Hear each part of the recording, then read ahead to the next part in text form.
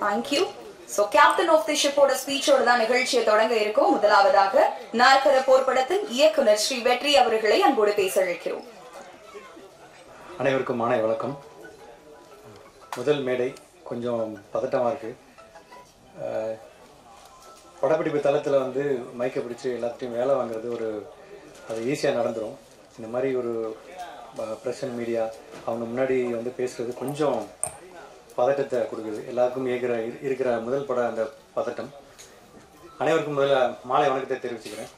வந்திருக்கக்கூடிய பத்திரிகை நண்பர்கள், ஊடக நண்பர்கள், இணையதள நண்பர்கள் அனைவருக்கும் நன்றி கலந்த வணக்கத்தை தெரிவிச்சுக்கிறேன். அப்புறம் மேடையில் அமர்ந்திருக்கிற திரைத்துறையை சார்ந்த, திரையில் தவிர்க்க முடியாத ஒரு முக்கிய பங்கு வகிக்கிற இயக்குநர்களே, முக்கிய பங்கு வகிக்கிற தயாரிப்பாளர்களே, முக்கிய பங்கு வகிக்கிற அனுபவம் வாய்ந்த மூத்த கலைஞர்களே, உங்கள் அனைவருக்கும் எனது நன்றி கலந்த வணக்கத்தை தெரிவிச்சுக்கிறேன். அதுக்கப்புறம் நாற்கர போர் படத்துடைய டெக்னீஷியன்ஸ் அனைவருக்கும், நடிகர்கள் அனைவருக்கும் என்னுடைய நன்றி கலந்த வணக்கத்தை தெரிவிச்சுக்கிறேன். அதுக்கப்புறம் இங்கே வந்திருக்கிற பார்வையாளராக வந்திருக்கிற அனைவருக்கும் என்னுடைய நன்றி கலந்த வணக்கத்தை தெரிவிச்சுக்கிறேன். நாற்கர போர் அப்படின்னா என்ன அப்படின்ற அந்த ஒரு கேள்வி எல்லார்ட்டையும் இருக்குது. அது ஒரு ஒரு பேசு பொருளாக இருக்குது. அந்த பேர் வந்து ஒரு பேசு பொருளாக இருக்குது. அதுக்கு முதல்ல நம்ம பார்த்திபன் சார்கிட்ட தான் முதல்ல நான் வந்து இந்த தலைப்பை எடுத்துகிட்டு போய் பார்த்திபன் சார்கிட்ட தான் நான் சொன்னேன். அவர் வந்து இந்த தலைப்பை வந்து அப்படியே வச்சுக்கோ, இது வந்து ஒரு பேசு பொருளாக மாறும், கூகுள் எல்லாமே வந்து சர்ச் பண்ணி பார்ப்பாங்க அப்படின்னு சொல்லி அவர் சொன்னார். அவருக்கு ரொம்ப நன்றி. இந்த டைமில் நான் அவருக்கு சொல்லிக்கிறேன். நாற்கர போர்னா என்ன அப்படின்னா, நாற்கரம் அப்படின்றது ஒரு 4 பக்கங்களை இணைக்கக்கூடிய அந்த சதுரத்துக்கு பேர் தான் நாற்கரம்னு சொல்லி சொல்லுவாங்க. அந்த 4 பக்கங்கள் ஈக்குவலாக இருந்தாலும் சரி, இல்லை சாய் சதுரமாக இருந்தாலும் சரி, இல்லை செவ்வகமாக இருந்தாலும் சரி, அதுக்கு பேரும் நாற்கரம் தான். இந்த நாற்கரம் வந்து சதுரங்க விளையாட்டோட சதுரங்க கட்டத்தை குறிக்கிறது. இந்த சதுரங்க கட்டத்தை வந்து நம்ம வந்து சமூகமாக எடுத்துக்கலாம், நாடாக எடுத்துக்கலாம். அந்த கட்டத்தில் இருக்கிற சதுரங்க கட்டத்தில் இருக்கிற வெள்ளை காய்களுக்கும் கருப்பு காய்களுக்கும் நடுவில் வந்து ஒரு காலங்காலமாக ஒரு போர் இருந்துக்கிட்டே இருக்கும். அந்த வெள்ளை காய்களை வந்து நம்ம பணக்காரன், கார்பரேட், அரசியல்வாதி, அதிகார வர்க்கம் அப்படி எல்லாமே நம்ம அதில் வந்து பொருத்தி பார்த்துக்கலாம். கருப்பு காய்களுக்கு வந்து நம்ம என்னன்னா ஏழை, ஒடுக்கப்பட்டவர்கள், ஏமாற்றப்படுபவர்கள், இப்படி எல்லாத்தையும் நம்ம சேர்த்துக்கலாம். இந்த 2 பேருக்குமான அதாவது போர் வந்து காலங்காலமாக இருந்துகிட்டு இருக்கு அப்படின்றது தான் நம்ம நாற்கர போர்னு வந்து வச்சுருக்கோம். இந்த படத்தில் ஒர்க் பண்ண டெக்னீஷியன்ஸ் எல்லாருமே ரொம்ப அற்புதமாக ஒர்க் பண்ணியிருக்காங்க. முதல்ல இந்த படத்தினுடைய கதை நாயகன் லிங்கேஷ், அவர் தன்னுடைய முழு உழைப்பையும் இதில் வந்து போட்டிருக்காரு. அதுக்கப்புறம் இந்த நடித்த மாஸ்டர் அஸ்வின், அதுக்கப்புறம் அபர்நதி, அதுக்கப்புறம் சோலைமனோ, அதுக்கப்புறம் தமிழரசி, அதுக்கப்புறம் இப்ராஹிம், அதுக்கப்புறம் அன்பு, அதுக்கப்புறம் இந்த மாதிரி எல்லாருமே வந்து அவங்கவுங்க பங்களிப்பை 200% வந்து கொடுத்துருக்காங்க. இதை நாம் இந்த படத்தை பற்றி பெருமையாக சொல்கிறத விட நீங்கள் எல்லாருமே வந்து படம் பார்த்துட்டு நீங்கள் அதை சொன்னீங்கன்னா எனக்கு ரொம்ப அது மகிழ்ச்சியாகவும் பெருமையாகவும் இருக்கும். அதுக்கப்புறம் இந்த படம் அமைகிறதுக்கு முக்கிய காரணமாக இருந்த திரு வேலாயுதம் சார், தயாரிப்பாளர் வேலாயுதம் சார் அவர்களுக்கு நான் வந்து இந்த நேரத்தில் நன்றி கடன் பட்டிருக்கேன். நான் அவருக்கு ரொம்ப நன்றி சொல்லிக்கிறேன். அவர் கதையை கேட்டவுடனே எந்த ஒரு ஆட்சேபனையும் சொல்லாமல் நம்ம இதை பண்ணலாம் அப்படின்னு சொல்லிட்டு ஒரு முழு சுதந்திரம் கொடுத்து இந்த படத்தை இந்த தூரம் வந்து கொண்டு வந்து நிப்பாட்டியிருக்காரு. அதுக்கப்புறம் மேனேஜர் செல்வம், அவரும் வந்து இடையிடையே பிரச்சனை ஏற்படும் போது அவர் வந்து எல்லாத்துட்டையும் சமாதானம் பண்ணி அவர் இந்த படத்தை இங்கே கொண்டு வந்து நிப்பாட்டியிருக்காரு.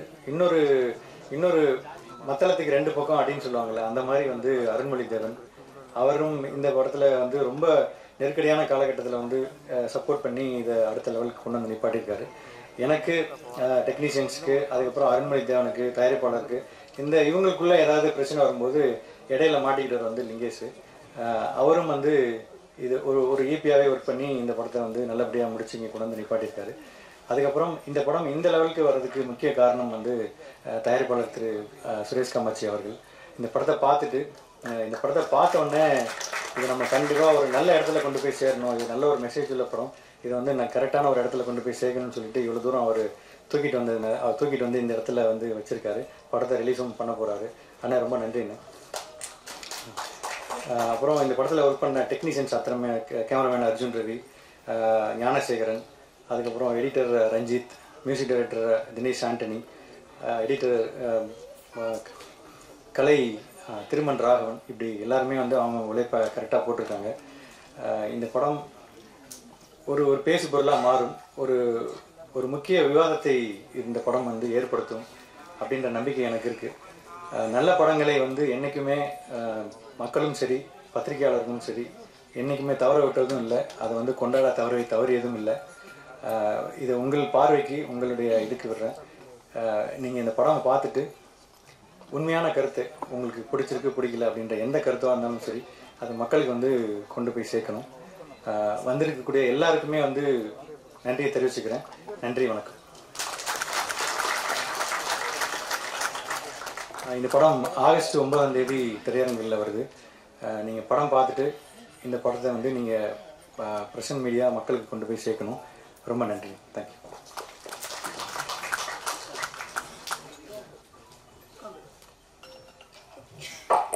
Thank you sir. அடுத்தபடியாக நாற்கர போர் படத்துல ஒரு முக்கியமான கேரக்டர்ல நடிச்சிருக்கக்கூடிய நடிகை தமிழரசி அவர்களை ஒரு சில வார்த்தைகள் பேச அழைக்கிறோம்.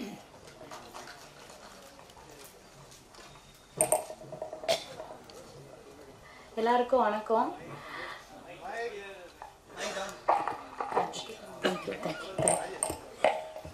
ஃபர்ஸ்ட் ஸ்டேஜ் தான் சார் சொன்ன மாதிரி எனக்கும் இது. என் பேர் தமிழரசி, அவ்வளோதான். இப்போ எனக்கு அது தவிர வேறு ஒன்றுமே தெரியல. எனக்கு இந்த மூமெண்ட் வந்து லைஃப்பில் மறக்க முடியாதுன்னு நினைக்கிறேன். ஆக்சுவலி இது எனக்கு ஒரு பெரிய கனவு அண்ட் இது ஒரு ஃபஸ்ட்டு ஸ்டேஜ். எனக்கு இப்படி எல்லாரும் முன்னாடியும் நான் நின்று பேசுகிறதும் ஃபஸ்ட்டு தான். எனக்கு இந்த படத்துக்கு வாய்ப்பளித்த ஃபஸ்ட்டு டைரக்டர்னா வெற்றி அண்ணா தான். அவங்களுக்கு நான் இந்த இடத்துல வந்து தேங்க்ஸ் சொல்லிக்க விரும்புகிறேன். தேங்க்ஸ் வெற்றி அண்ணா. நீங்கள் என்னை நம்பி வந்து இந்த வாய்ப்பு கொடுக்கலன்னா இந்த ஸ்டேஜ் எனக்கு கிடையாது. கோயம்புத்தூர் தோளம்பாளையம் அப்படிங்கிற ஒரு கிராமத்திலிருந்து வந்து 4 வருஷம் ஸ்ட்ரகிள் பண்ணி ஒரு படத்தில் ஒரு கேரக்டராக பண்ணி இந்த இடத்துக்கு வந்திருக்கேன்னா கண்டிப்பாக அது காட் கிரேஸ் தான் நினைக்கிறேன். என்னோடய விடாமுயற்சியும் என்னுடைய தொடர் போராட்டமும் தான் இந்த இடத்துல நான் நிறுத்தியிருக்கு. கண்டிப்பாக நாற்கர போர் படம் I can't explain it, but நீங்கள் கண்டிப்பாக இந்த படத்தை பார்க்கணும். பார்த்துட்டு நீங்களே சொல்வீங்க எப்படி இருக்குன்னு. இது மக்கள்கிட்ட நல்ல முறையில் கொண்டு போய் சேர்க்கணும். அண்ட் எல்லாருக்குமே ரொம்ப தேங்க்ஸுங்க. தேங்க்ஸ்.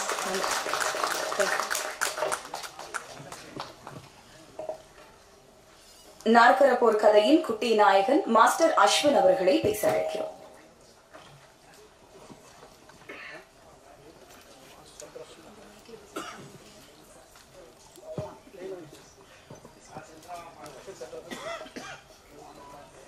எல்லாருக்கும் மாலை வணக்கம். நான் வந்து இதுக்கு முன்னாடி வந்து சேத்துமான்னு ஒரு படம் நடிச்சிருக்கேன். அதுலேருந்து வந்தது தான் அந்த நாற்கர போர். டேரக்டர் கூப்பிட்டு இந்த மாதிரி கதைலாம் சொன்னார். அந்த கதை பிடிச்சிருந்துச்சு, அதனால் நடித்தேன். உங்களுக்கு பிடிச்சிருந்ததுன்னா நீங்கள் ஆதரவு கொடுங்க. தேங்க்ஸ்.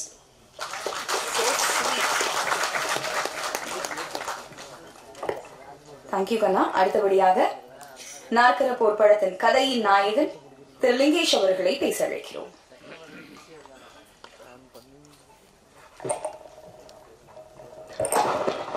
எல்லாருக்கும் வணக்கம். நாற்கர போர் அது ஃபஸ்ட்டு படத்தோட கதையோட நாயகன் நானாக இருந்தாலும் இந்த படத்தோட உண்மையான கதாநாயகன் வந்து தயாரிப்பாளர் தான், அதான் சார் தான். அதான் உண்மை. ஏன்னா இந்த கதையை கேட்டாலே டக்குன்னு ஒருத்தர் ஒத்துப்பாங்களான்னு தெரியாது. என்னடா குப்பாடுறவங்க, இது ஓகேவா, இது ஒரு கதாநாயகன் ஒரு கதாநாயகி, இப்படி ஒரு பல விஷயங்கள் இருக்குது. அப்புறம் இது கமர்ஷியலாக கொண்டு வர முடியுமா, இதுக்குள்ளே என்டர்டெயின்மெண்ட் இருக்குமா அப்படின்ற பல கேள்விகள் நடுவில் இது ஒரு கதையாக பண்ணி வெற்றி கொடுக்கும்போது இந்த கதை நல்லா இருக்குது, இதை பண்ணலாம் அப்படின்னு டிசைட் பண்ண தருணம் இருக்குல்ல, அங்கே வேலாயுதம் சார் தான் ஃபஸ்ட்டு நம்ம மிகப்பெரிய நன்றியும் வாழ்த்துக்களும் சொல்லணும்.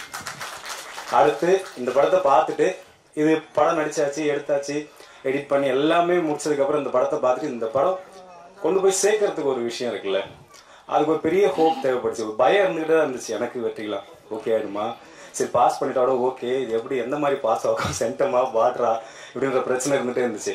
அப்புறம் சுரேஷ் காமாட்சி நான் பார்த்துட்டு நல்லா இருக்கு நம்ம பண்ணலாம்னு சொன்னதுக்கு அப்புறம் ஒரு மிகப்பெரிய திருப்தியும் ஒரு சந்தோஷமா இருந்துச்சு. அதுக்கு அண்ணனுக்கு தான் மிகப்பெரிய நன்றி சொல்லணும். ஏன்னா இந்த ஒரு படம் முடிக்கிறது எடுக்கிறதுன்றதை தாண்டி அதை கொண்டு போய் மக்கள்கிட்ட சேர்க்கறது மிகப்பெரிய பிரச்சனையா இருக்கு. அது எல்லாருக்குமே தெரியும், அதை நான் சொல்ல வேண்டிய அவசியமே கிடையாது. அண்ட் இந்த படத்துக்குள்ள நான் வந்ததுக்கான முக்கியமான காரணம் யாருன்னா கலை இயக்குனர் ராகவன் ஐயா தான். நான் ஃபர்ஸ்ட் பேசிட்டேன், இந்த படத்துக்காக வெற்றி என்ன கேட்கும்போது பண்ணலாமாமா அப்படின்னு சொல்லி ஒரு சம்பளம் ஒன்று நான் சொல்லிட்டேன். அது கட்டுப்படி ஆகல சம்பளம். அதுக்கப்புறம் வெற்றிக்கிட்ட எனக்கு ஃபோனே வரல. சரி நானும் தொந்தரவு பண்ணல, சரி நான் அப்படியே அமைதியாக விட்டுட்டேன். ஒரு நாள் ஒரு 4:30 மணிக்கு ஏர்லி மார்னிங் 4:30 மணிக்கு ராகவன் ஐயா ஃபோன் பண்ணுறாரு. படத்தோட ஆர்ட் டைரக்டர் ஃபோன் பண்ணி, ஐயா என்ன அந்த படம் பண்ணுறீங்களா இல்லையா அப்படின்னு என்கிட்ட கேட்டார். ஐயா நான் பண்ணுறேன்னு சொல்லிட்டேன் ஐயா, பட் அது அப்படியே இருக்குது என்னன்னு தெரியல. இல்லை நீங்கள் சம்பளம் கேட்டீங்க, கொஞ்சம் பெருசாக கேட்டீங்க அப்படின்னாரு. ஐயா பெருசாலாம் கேட்கல கேட்டேன், பட் அதுக்கப்புறமா அது அப்படியே இருக்குது, நான் இன்னும் வெற்றிக்கிட்ட பேசலாம் இல்லையா அதெல்லாம் எதுவும் பேசக்கூடாது, நீங்கள் இந்த படம் பண்ணுறீங்க. அந்த படத்தோட கதை யாருன்னு தெரியுமா அப்படின்னா தெரியாதுன்னா இது துப்புரவு பணியாளர்கள் பற்றின கதை, நீங்கள் பண்ணணும்னு. அங்கே ஒரே வார்த்தை தான், அந்த வார்த்தை கேட்ட உடனே நம்ம இதை பண்ணுறோம் நீங்கள் வெற்றிக்கிட்ட சொல்கிறீங்க அப்படின்ட்டு. நான் அடுத்த ஒரு 5:30 மணிக்கு ஃபோனு ஏர்லி மார்னிங் இது எல்லாமே வெற்றி எனக்கு ஃபோன் பண்ணுறாரு. மாமா பண்ணலாமா, எதுவும் பேசலாம் மாமா, நம்ம படம் பண்ணலாம், எப்போ ஷூட்டு, எப்போ டேட்டு, எத்தனை மணிக்கு எங்கே வரணும்னு சொல்லிட்டு நான் வந்துடுறேன். அவ்வளோ இப்படி தான் இந்த படத்துக்குள்ள நான் வந்ததுக்கப்புறம் ஒரு 10-12 நாள் நாங்கள் ஷூட்டிங் எடுத்ததுக்கப்புறம் ஆஸ் யூஷுவல் படங்கள் நடுவில் ஒரு சின்ன சின்ன பிரச்சனைகள் அது எல்லாமே வந்துச்சு. அது எல்லாத்தையுமே தாங்கி பல பிரச்சனைகளை தாங்கி இந்த படம் இங்கே இன்னைக்கு உங்க முன்னாடி நிற்கிறதுக்கு மிக முக்கியமான காரணம், நான் இங்கே நிற்கிறதுக்கு காரணம் அண்டு முக்கியமான என்ன வரனா ராகவன் ஐயாவை சொல்லலாம். ரொம்ப நன்றி ஐயா. முகத்தை காட்டுங்க ஐயா, கலை இயக்குனர். அவர் இந்த படத்தோட எடிட்டரு ரஞ்சித் செம சூப்பர் எடிட் பண்ணியிருக்காரு. அப்புறம் தினேஷ்க்கு வாழ்த்துக்கள். முதல் படம் மியூசிக் பண்ணியிருக்காரு, ரொம்ப சூப்பரான ஒரு மியூசிக் பண்ணியிருக்காரு. இந்த படத்தை கொண்டு நிறைய பேச வேண்டிய அப்படின்னு ஒரு ஆசை இருக்குது, பட் வேண்டாம், சிறப்பு வந்து நிறைய பேர் இருக்கிறதுனால நான் அடுத்த படத்தில் பேசிக்கிறேன். ஸோ இந்த படத்தை நாங்கள் உங்ககிட்ட கொண்டு வந்து சேர்த்தாச்சு. ரொம்ப முக்கியமான படம், சொசைட்டிக்கான ரொம்ப முக்கியமான படம், சமூகத்தான முக்கியமான படம், பயங்கரமான ஒரு அரசியல் பேசியிருக்கு இந்த படம் வந்ததுக்கப்புறம் மேபி ஒரு முக்கியமான ஒரு சிறப்பு நிகழ்ச்சியில் நம்ம இந்த படத்தை பற்றி டிஸ்கஸ் பண்ண வேண்டியிருக்கும்னு நான் நினைக்கிறேன். கண்டிப்பாக அது நடக்குன்ற நம்பிக்கை எனக்கு இருக்குது. இந்த படத்தை கொண்டு போய் மக்கள்கிட்ட சேர்க்க வேண்டிய கடமையும் உரிமையும் உங்களுக்கு இருக்குது, ஊடகத்திற்கு. வாய்ப்பு கொடுத்ததுக்கு நன்றி. தேங்க்யூ. அடுத்து பேச போறவங்களை பத்தி சொல்லணும் அப்படின்னா இவர் பேசுற தமிழ்ல ரசிக்காதவங்களே இல்ல அப்படின்னு தான் சொல்லணும். அமுதகானம் நிகழ்ச்சியை சிறப்பா தொகுத்து வழங்குறதுல இவருக்கு நிகர் இவர் தான். சிறப்பு விருந்தினர் திரு ஆதவன் அவர்களை அன்போடு பேச அழைக்கிறோம்.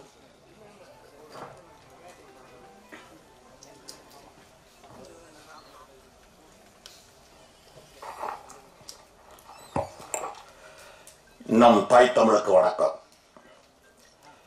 இங்கு குழுமி இருக்கக்கூடிய இந்த நாற்கரப்போர் படத்தை வாழ்த்த வந்திருக்கக்கூடிய அனைவருக்கும் என் சிறந்தாழ்ந்த நன்றி வணக்கம். நாற்கரப்போர் படம் ஹவுஸ்ஃபுல், இங்கே தெரியுது. ஹவுஸ்ஃபுல்லா இருந்தா மட்டும் இல்ல, ஓவர்ஃப்ளோ. பல ஆண்டுகளுக்கு முன்னதாக தியேட்டர்கள்ல ஓவர்ஃப்ளோ கூடிய செய்தி சில ஆண்டுகளாக இல்ல. ஆனா அது இங்க அறிகுறியா தெரியுது. இதற்காகவே நான் இறைவனை வணங்குகிறேன். இப்ப கூடியிருக்கக்கூடிய கூட்டத்தை பார்த்தா நாற்கரப்போர் ட்ரைலர் வெளியீட்டு விழாவுக்கு வந்தது மாதிரி தெரியல, பாரிஸ் ஒலிம்பிக் துவக்க விழா மாதிரி இருக்கு. இதெல்லாம் பார்க்கும்போது ரொம்ப மனசுக்கு இனிமையா இருக்கு. இதையே இவ்வளவு அழுத்தி பேசுறேன்னா, பட தயாரிப்பாளர் திரைத்துறைக்கு புதியவர், தொழில்நுட்ப கலைஞர்கள் அறிமுகமாகிறார்கள். மிகப்பெரிய ஸ்டார் காஸ்ட் இந்த படத்தில் இல்ல, ஆனா இவ்வளவு பெரிய கூட்டம். இதுவே சினிமா துறைக்கு மிகப்பெரிய வெளிச்சம். அப்புறமா இந்த படத்தை உருவாக்கும் போது படத்தில் வேண்டுமானால் நாற்கரப்போர் என்கின்ற ஒரு போராட்டம் தலைப்பில் இருந்திருக்கலாம், திரைக்கதையில் இருந்திருக்கலாம். இந்த படத்தை உருவாக்கியதில் வெளியிடுவதில் யாருக்கும் எந்த போராட்டமும் இல்லை என்பதை அறிவித்துக் கொள்கிறேன். ஏன்னா தயாரிப்பாளர் எஸ் வேலாயத்தை பற்றி தெரியும். படம் பூஜை போட்ட நாளிலிருந்து பொருளாதார ரீதியாக இந்த படத்தை போராட்ட முறையில் உருவாக்க அவர் விடவே இல்லை. சிறப்பாத்தான் போய்கிட்டு இருக்கு, சிறப்பாத்தான் நிறைவு பெற்றது. இந்த படத்தை வெளியிடுவதில் என்ன சிக்கல்? அண்ணன் சுரேஷ் காமாட்சி உட்கார்ந்திருக்காரு, அவர் முழு அண்டர்டேக் பண்ணிக்கிட்டாரு. அண்ணன் சுரேஷ் காமாட்சி அவர்கள் இந்த படத்தை அண்டர்டேக் பண்ணி முழுமையா கவனம் செலுத்துறாரு. ஆக படம் உருவாக்கியதிலோ படம் வெளியிட போவதிலோ எந்த போராட்டமும் இல்லை. ஆனால் படத்திற்குள் இருப்பதுதான் cold war between black and white. நிறைய அர்த்தத்தை உள்ள வச்சிருக்காங்க. இந்த படத்தை நான் முதல்ல டைரக்டர் ஸ்ரீ வெற்றியை கூப்பிட்டு கேட்டேன், அன்பு தம்பி இங்க வாங்க, அது என்ன டைட்டில்? நாற்கரப்போர். இதெல்லாம் சாதாரணமா ஒருத்தர் தன் சிந்தையில் எழுந்து நாற்கரப்போர் என்று ஒரு சினிமாவுக்கெல்லாம் டைட்டில் சாதாரண வச்சிட முடியாது. ஏன்னா அந்த வார்த்தைங்கிறது மிக உச்சகரமான வார்த்தை. நீங்க என்ன மேத்தமெட்டிக்ஸ் ஸ்டூடெண்டான்னு கேட்டேன். அவர் சிம்பிளா சொன்னாரு, நான் இன்ஜினியர்னாரு. அப்ப இன்ஜினியர்னா கண்டிப்பா மேத்தமெட்டிக்ஸ் பேஸ். அந்த நாற்கரம் என்கின்ற வார்த்தை மேத்தமெட்டிக்ஸ்ல இருந்து எடுத்து அதை இவர் வச்சிருக்கக்கூடிய கதை கருவுக்குள்ள இணைச்சார்ல, அங்கேயே இந்த கிரியேட்டிவிட்டி நிக்குது. என்ன இது வரைக்கும் உங்ககிட்ட பேசுறவங்க எல்லாம் இந்த படத்துல கலந்துகிட்டவங்க. நான் யார் இந்த படத்தை பத்தி உங்கள்கிட்ட பேசுறதுக்கு? அதுக்கு காரணம் இருக்கு. நான் அமுத காலத்தை ரொம்ப சிறப்பா பண்ணி, அமுத காலம் ஆதவங்கிறது வேற. எனக்கு முந்தைய ஸ்டோரி உண்டு. நானும் 10 படங்கள் பண்ண டைரக்டர். 10 படத்தை ரிலீஸ் பண்ணியிருக்கேன். அது ரொம்ப முக்கியம். சேச்சினா தோத்துறாங்க, அது வேற. 10 படத்தை ரிலீஸ் பண்ணியிருக்கேன். ரிலீஸ் இருக்கும்போது ஒவ்வொரு காலகட்டத்திலும் சினிமாவில் போராட்டம் தான். அது இந்த படத்திற்கு மிகப்பெரிய யோகமாக அண்ணன் சுரேஷ் காமாட்சி வடிவில் வந்திருக்கிறது. அப்போ அன்பு சகோதரர், எனது இனிய நண்பர், தயாரிப்பாளர் எஸ் வேலாயத்தை கூப்பிட்டேன். ஐயா, உங்களை பார்த்தா எனக்கு அவர் பல ஆண்டுகளாக தெரியும். என் சகோதரர் வேற என்ன. ஆமா, நீங்க ஒரு அமைதியான ஆளாச்ச. பொதுவா ஒரு கூட்டத்தில் இன்னைக்கு இந்த கூட்டத்தில் என்ன பேச போறாருன்னு எனக்கே தெரியல. கூட்டத்தை கண்டாலே கிடுன்னு ஆடுவாரு. நான் பல மேடைகளில் பேசும்போது என் கூட வருவாரு, பாப்பாரு. ஆனா அந்த மேடைகளில் அவரை ஏத்துவேன். அவர் இதெல்லாம் எனக்கு இருக்கு தலையை தெரிஞ்சிருவாரு. இப்படிப்பட்ட ஒரு மனிதருக்குள் எவ்வளவு அழுத்தம் இருக்கிறது என்றால், இவர் எவ்வளவு பெரிய அழுத்தக்காரராக இருந்தால் இந்த கதையை தேர்ந்தெடுத்திருப்பார். ஒருவர் ஒரு இயக்குனர் கதை சொல்லுகிறார். அப்போ இயக்குனர் கிரியேட்டிவ், அவன் இதுக்குன்னே வந்தவங்க. இதுல ஆச்சரியப்படுறதுக்கு ஒண்ணு இல்ல. ஆனா ஒரு புது தயாரிப்பாளர் காதுல வாங்கி இந்த கதையை எடுக்கணும்னு ஆசைப்பட்டிருக்கார். அதுக்காகவே இந்த டீமுக்கு ஒரு பெரிய சப்போர்ட் கொடுங்க. அப்புறம் நிறைய பேர் பேச வேண்டியிருக்கு. நான் விட்டா படத்துடைய விஷயத்தை சொல்லிக்கிட்டே இருப்பேன். காரணம், இந்த படத்தை நான் 2 முறை பார்த்துட்டேன். 2 முறை பார்த்ததுனால இந்த படத்தை பத்தி இன்னும் டவுட் சொல்லக்கூடிய அருகதை எனக்கு உண்டு. நான் ஒரு பாமரமான ஆடியன்ஸா இருந்து சொல்றேன். இந்த படம் சமீபத்தில் தமிழ் திரையில் குவாலிட்டி பிலிம் என்று சமீபத்தில் நாம் எங்கும் பார்க்கவில்லை. நான் யாரையும் தாக்கி பேசல. பிரம்மாண்டமான படம் பார்க்கிறோம், செலவு பண்ற படம் பார்க்கிறோம். ஆனால் குவாலிட்டி பிலிம் என்கிற அப்படி ஒரு வார்த்தையோடு சமீபத்தில் நாம் சினிமாவில் சந்திக்கவில்லை. ஆனால் அதை உடைத்தறிவதற்காக நாற்கரப்போர் வந்திருக்கிறது. இந்த நான் 2வது முறை படம் பார்த்துட்டு நாங்களா சுத்தி நிற்கும் போது அண்ணன் சுரேஷ் காமாட்சி சுத்தி இருக்கவங்க கிட்ட பேசுற ஒரு வார்த்தையை நான் கீழா வாட்ச் பண்ணேன். அவர் சொன்னாரு, படம் எடுக்கிறோம், வியாபாரம் தான், துட்ட போடுறோம், செலவழிக்கிறோம், வருமானம் வரத்தான் செய்யணும். ஆனாலும் சினிமா கூடிய ஒரு பவர்ஃபுல் மீடியாவை கையில வச்சுக்கிட்டு ஜனங்களுக்கு யூஸ்ஃபுல்லா ஏதாவது சொல்லணியா, அதை நம்ம நாற்கரப்போர்ல சொல்லி இருக்காங்கன்னு அவர் 4 பேர்ட்ட சொல்லிக்கிட்டு இருந்ததை நான் பின்னாடி நின்று கேட்டுக்கிட்டு இருந்தேன். அப்போ அந்த அழுத்தம் இந்த படத்திலே பதிவாயிருக்கிறது. அவர் மிகப்பெரிய அனுபவஸ்தர். ஆக இந்த படம் அவருக்கும் மிகவும் பிடிக்க போய்தான், ஒரு நல்ல படமா இருக்க போய்தான் அண்ணன் சுரேஷ் காமாட்சி இதை கையில எடுத்து இதை சப்போர்ட் பண்றாரு. அண்ணன், நீங்க பண்ணிக்கிட்டு இருக்கக்கூடிய இந்த சப்போர்ட்டுக்குள்ள சாதாரண சப்போர்ட் இல்லைன்னு இன்னைக்கு சினிமாவோட நிலந்த தலைவி எல்லாத்துக்கும் தெரியும். இன்னைக்கு திரைப்பட தயாரிப்பாளர்கள், விநியோகஸ்தர்கள், திரைப்பட வெளியீட்டாளர்கள்லாம் சேர்ந்து ஒரு கூட்டமைப்பை ஏற்படுத்தி நேற்று இன்னைக்குல இருந்து எவ்வளவு பெரிய செய்திகள்லாம் போய்கிட்டு இருக்கு உங்களுக்கு தெரியும். மிகப்பெரிய பிரச்சனையில சினிமா உலகம் சிக்கி தைத்துக் கொண்டிருக்கிறது. ஆனால் இந்த சூழ்நிலையில் ஒரு புது கூட்டமைப்புக்கு, புது தயாரிப்பாளர், புது இயக்குனர், இந்த டீமை கையில வச்சுக்கிட்டு ஒரு மிகப்பெரிய தயாரிப்பாளர், இயக்குனர், கிரியேட்டர் உள்ள வந்து இந்த சினிமாவுக்கு ஹெல்ப் பண்ணிக்கிட்டு இருக்காருன்னா, இது இந்த சினிமாவுக்கு மட்டும் நீங்க பண்ற ஹெல்ப் இல்ல, சினிமா துறைக்கே நீங்க பண்ற ஹெல்ப். இன்னைக்கு சினிமாவில் இருக்கக்கூடிய ஒவ்வொருத்தருக்கும், அதாவது மிகப்பெரிய முதலீட்டாளர்கள் 1000 தேட்டர் 2000 தேட்டர் படத்தை ரிலீஸ் பண்றாங்க. பண்ணிக்கோங்க, பாராட்டுறோம், அது வேற விஷயம், வருமானத்தை ஈட்டிக்கோங்க. ஆனால் சினிமா பிழைக்க வேண்டும் என்றால் வேலாயுதம் மாதிரி, தம்பி ஸ்ரீவெற்றி மாதிரி இவங்கெல்லாம் இது மாதிரி புது ஆட்கள் வரவேற்கப்பட வேண்டும். அதற்கு அண்ணன் சுரேஷ் காமாட்சி மாதிரி அத்தனை பேரும் அவங்களுக்கு அவங்க உதவி செய்யணும்னு கேட்டுக்கிட்டு ஒரே ஒரு பாயிண்ட் மட்டும் படத்துல சொல்றேன். இப்ப எல்லாரும் என்ன பாருங்க, இந்த படத்துல கதாநாயகி அபர்ணதி ஒரு போஸ் ஒண்ணு இப்படி காட்டுவாங்க, பார்த்திருப்பீங்க ட்ரெய்லர்ல. அந்த போஸ் சாதாரண போஸ் இல்ல. இன்றைய டேட்டை குறிச்சு வச்சுக்கோங்க. நான் இப்ப சொல்ற வாசகத்தை நோட் பண்ணிக்கோங்க. உலகமெங்கும் அனைவரும் வைக்கின்ற போஸாக மாறப்போகுது இந்த போஸ். அப்படி கண்ணத்துல அப்படி கைய வச்சு லெப்ட் பிரெயின்ல அப்படி தட்டி, அந்த ட்ரெய்லர்ல பாத்தீங்களா ஒரு ஷாட், அப்ப அபர்ணதி கொடுத்த லுக் இருக்குல்ல, அதுதான் இந்த கதையினுடைய கம்ப்ளீட் பொட்டன்ஷியல். இந்த போஸ் இனிமேல் யார் வைத்தாலும் இந்த உலகத்தில் இது நாற்கரப்போருக்கான பேட்டன் ரைட்ஸ் என்று சொல்வார்கள். இனிமேல் இன்னும் 100 ஆண்டுகளுக்கு இந்த போஸ்ல யார் வந்தாலும் இவன் நாக்கரப்போர் படம் பார்த்துட்டு வைக்கிறான்னு நீங்க எல்லாரும் சொல்லுவீங்க. இதை நான் சொல்வதற்கு இந்த ட்ரெய்லர்ல இதனுடைய முழு அம்சம் புரியாது. இதை நீங்க படத்தை பாருங்க. நான் ஏன் இந்த போஸ இவ்வளவு வலியுறுத்தி சொன்னேன்னு உங்களுக்கு புரியும். நிறைய பேசலாம், நிறைய பேர் பேச வேண்டியிருக்கு. வாழ்த்து வந்த அனைத்து இதயங்களுக்கும் என்னுடைய நன்றி கலந்த வணக்கம். Thank you sir. அடுத்தபடியாக நாற்கரப்போர் படத்தின் தயாரிப்பாளர் திரு எஸ் வேலாயுதம் அவர்களை பேச அழைக்கிறேன்.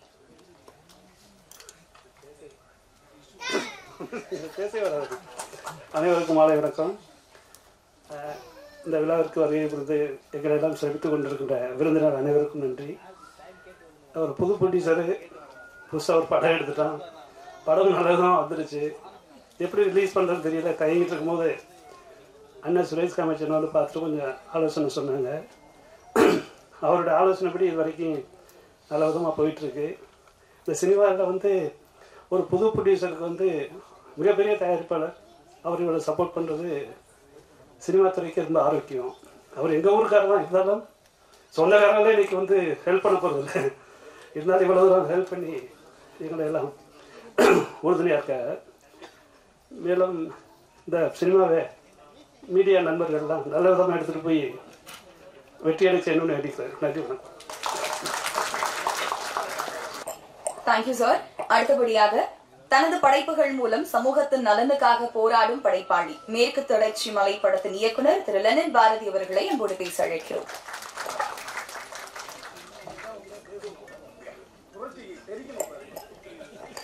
தோழர்கள் அனைவருக்கும் வணக்கம். நாற்கரப்போர் அந்த ட்ரெய்லரில் வந்து ரொம்ப 2 விஷயங்கள் இருக்குது. ஒன்று வந்து அந்த துப்புரவு பணியாளர்களோட வாழ்க்கை நிலை, அப்புறம் இந்த சமூகத்தில் தொடர்ச்சியாக ஒரு 2 பிரிவினருக்கும் நடக்கிற ஒரு இடையறாத போர். அது ரொம்ப முக்கியமானதாக இருக்குது. இன்னைக்கு தான் வந்து நம்ம இந்த விளையாட்டை பற்றியே பேச வேண்டியது இருக்குது. விளையாட்டை பற்றி, விளையாட்டுக்குள்ள உள்ள அரசியல்களை பற்றி மிக சமீபமாக ப்ளூ ஸ்டார் இந்த மாதிரி படங்கள் எல்லாமே பேசுது. அது தொடர்ச்சியாக இன்னும் நிறைய பேச வேண்டிய ஒரு தளமாக இருக்கிறது ரொம்ப முக்கியமானதாக இருக்குது. அந்த தளத்தை தன்னோட முதல் படமாக எடுத்திருக்கிற தம்பி வெற்றிக்கு என்னோட முதல் வாழ்த்துக்கள். இதை வந்து யோசிக்காமல் ஒரு முதல் பட தயாரிப்பாளராக தயாரித்த வேலாயுதம் அவர்களுக்கும், இந்த படத்தை திரைக்கு கொண்டு வர இருக்கிற சகோதரர் சுரேஷ் காமாட்சி அவர்களுக்கும் இந்த நேரத்தில் நன்றியை தெரிவித்துக் கொள்கிறேன். பொதுவாக நம்ம வந்து பார்க்கும்போது விளையாட்டில் மட்டும்தான் நீங்கள் பார்த்தீங்கன்னா 2 பிரிவாக விளையாட்டை பிரிக்கலாம். ஒன்று வந்து உடல் உழைப்பு சார்ந்த விளையாட்டு, ஒன்று மூளை சார்ந்த விளையாட்டு அப்படின்னு. இந்த உடல் உழைப்பு சார்ந்த விளையாட்டில் பார்த்தீங்கன்னா இந்த கருப்பு காயின் இருக்குல்லையா, இதுதான் இருக்கும் எல்லா இடத்துலையுமே. நீங்கள் உலகம் முழுக்க பார்த்தீங்கன்னா கால்பந்தாட்டமாக இருக்கட்டும், எல்லாத்துலேயும் பார்த்தீங்கன்னா கருப்பின மக்களும் உடல் உறுதி வாய்ந்த மக்களும் வந்து தொடர்ச்சியாக வந்து அதில் சாதனை புரிஞ்சுட்டே இருப்பாங்க. ஆனால் இங்கே ஒரு பொய்யான கட்டமைப்பு என்னவா இருக்குதுன்னா, உடல் உறுதியாக இருக்கிறவனுக்கு வந்து மூளை வந்து இருக்காது அப்படிங்கிறது தொடர்ச்சியாக சில சோம்பேறிகளும் சிலருடைய உழைப்பை சுரண்டி பிழைக்கிற ஒரு கூட்டம் வந்து நம்ப வச்சுக்கிட்டே இருக்குதுங்க தொடர்ச்சியாக. அதுதான் ரொம்ப முக்கியமான புள்ளியா இந்த படத்துல நான் பார்க்குறேன். இப்போ குறிப்பாக விளையாட்டு மட்டும் இல்லை, இப்போ சமீப காலமாக பார்த்தீங்கன்னா கிரிக்கெட்டோட தமிழ் வர்ணனை பாருங்க, ஃபுட்பாலோட தமிழ் வர்ணனை பாருங்க, டென்னிஸோட தமிழ் வர்ணனை பார்த்தீங்கன்னா அந்த வர்ணனை பண்றதுல கூட ஒரு குறிப்பிட்ட கூட்டம் மட்டும்தான் இருக்குது. நீங்க ரொம்ப இரிட்டேட்டிங்கா இருக்கும் அந்த தமிழ் கமெண்ட்ரி எல்லாம் கேட்கும்போது. ஒரு கிரிக்கெட் வந்து நீங்க இங்கிலீஷ்ல கேட்கும்போது வேற ஒரு ஸ்போர்ட்ஸ் சார்ந்து இருக்கும். ஆனா இங்க ஒரு எலைட் குரூப் வேற ஒரு கூட்டம் உட்காந்துக்கிட்டு இந்த கமெண்ட்ரின்ற பேர்ல கூட பாத்தீங்கன்னா தன்னுடைய சாதி வக்கரத்தையும் சரி, சாதியோட ஆதிக்கத்தையும் சரி தொடர்ச்சியாக செலுத்திக்கிட்டே இருக்கு. அதாவது எந்தெந்த இடத்துலலாம் வந்து அவங்க ஒரு சிண்டிகேட் ஆகி ஒர்க் பண்றது இருக்குல்ல. அப்ப இந்த இதுல வந்து நான் ஒரு நீ சொல்ற மாதிரி நான் ஒரு கீழ் அடுக்குல இருக்கிற, என்னை நீங்க வந்து அடக்கி வச்சிருக்கிற, ஒடுக்கி வச்சிருக்கிற ஒரு இடத்துல இருந்து, எனக்கு மூளையே இல்லைன்னு நினைக்கிற ஒருத்தர் இருந்து, எனக்கு மூளை இருக்குடா, என் மூளைக்கு முன்னால நீ நிக்க முடியாதுடா அப்படின்னு ஒரு குட்டி பையனை வச்சு அதை முன்னால கொண்டு வரதுல மிகப்பெரிய தேவையான ஒன்றா இருக்குது. ரொம்ப வாழ்வியல் சார்ந்தும் இருக்குது, அதே நேரத்தில் ரொம்ப ஜனரஞ்சகமாக இருக்குது. அதுதான் ரொம்ப முக்கியமானதாக இருக்குது. இன்னைக்கு எவ்வளோ கோடிகள் கொடுத்து எடுத்த படம்லாம் ஒரு 2-3 வாரங்களுக்கு முன்னாடி என்ன ஆச்சுன்னு நம்ம பார்த்தோம். அதோடைய வருமானம் என்னவா இருந்துச்சு நம்ம பார்க்க முடிஞ்சது. சிலர் வந்து அந்த படத்துல என்னதான் இருக்குன்னு பார்க்கணும் தேட்டர் போன கூட அவ்வளவு பெரிய படம் இன்னைக்கு தேட்டர்ல கூட இல்லாம கூட போகுது. அந்த மாதிரி ஒரு சூழல்ல இது வந்து ரொம்ப ஜனரஞ்சகமா இருக்கு. அது ஒரு மிகப்பெரிய பிரம்மாண்டமான பொருட்சூழல் எடுத்த மாதிரி ஒரு இதா இருக்குது. இந்த படம் வந்ததுக்கு அப்புறம் இன்னும் நம்ம இதை பத்தி நிறைய பேச வேண்டியது இருக்கு. இந்த படத்தை தயவு செய்து ஊடக நண்பர்கள் வந்து மக்கள்கிட்ட கொண்டு போய் சேர்க்கணும். வாழ்த்துக்கள், நன்றி. Thank you sir. அடுத்தபடியாக ஆக்டிங், சிங்கிங், மாடலிங், ஸ்போர்ட்ஸ்னு பல துறைகள்ல தன்னோட திறமையை வெளிப்படுத்திட்டு இருக்க நடிகை கோமல் சர்மா அவர்களை ஒரு சில வார்த்தைகள் பேச அழைக்கிறோம்.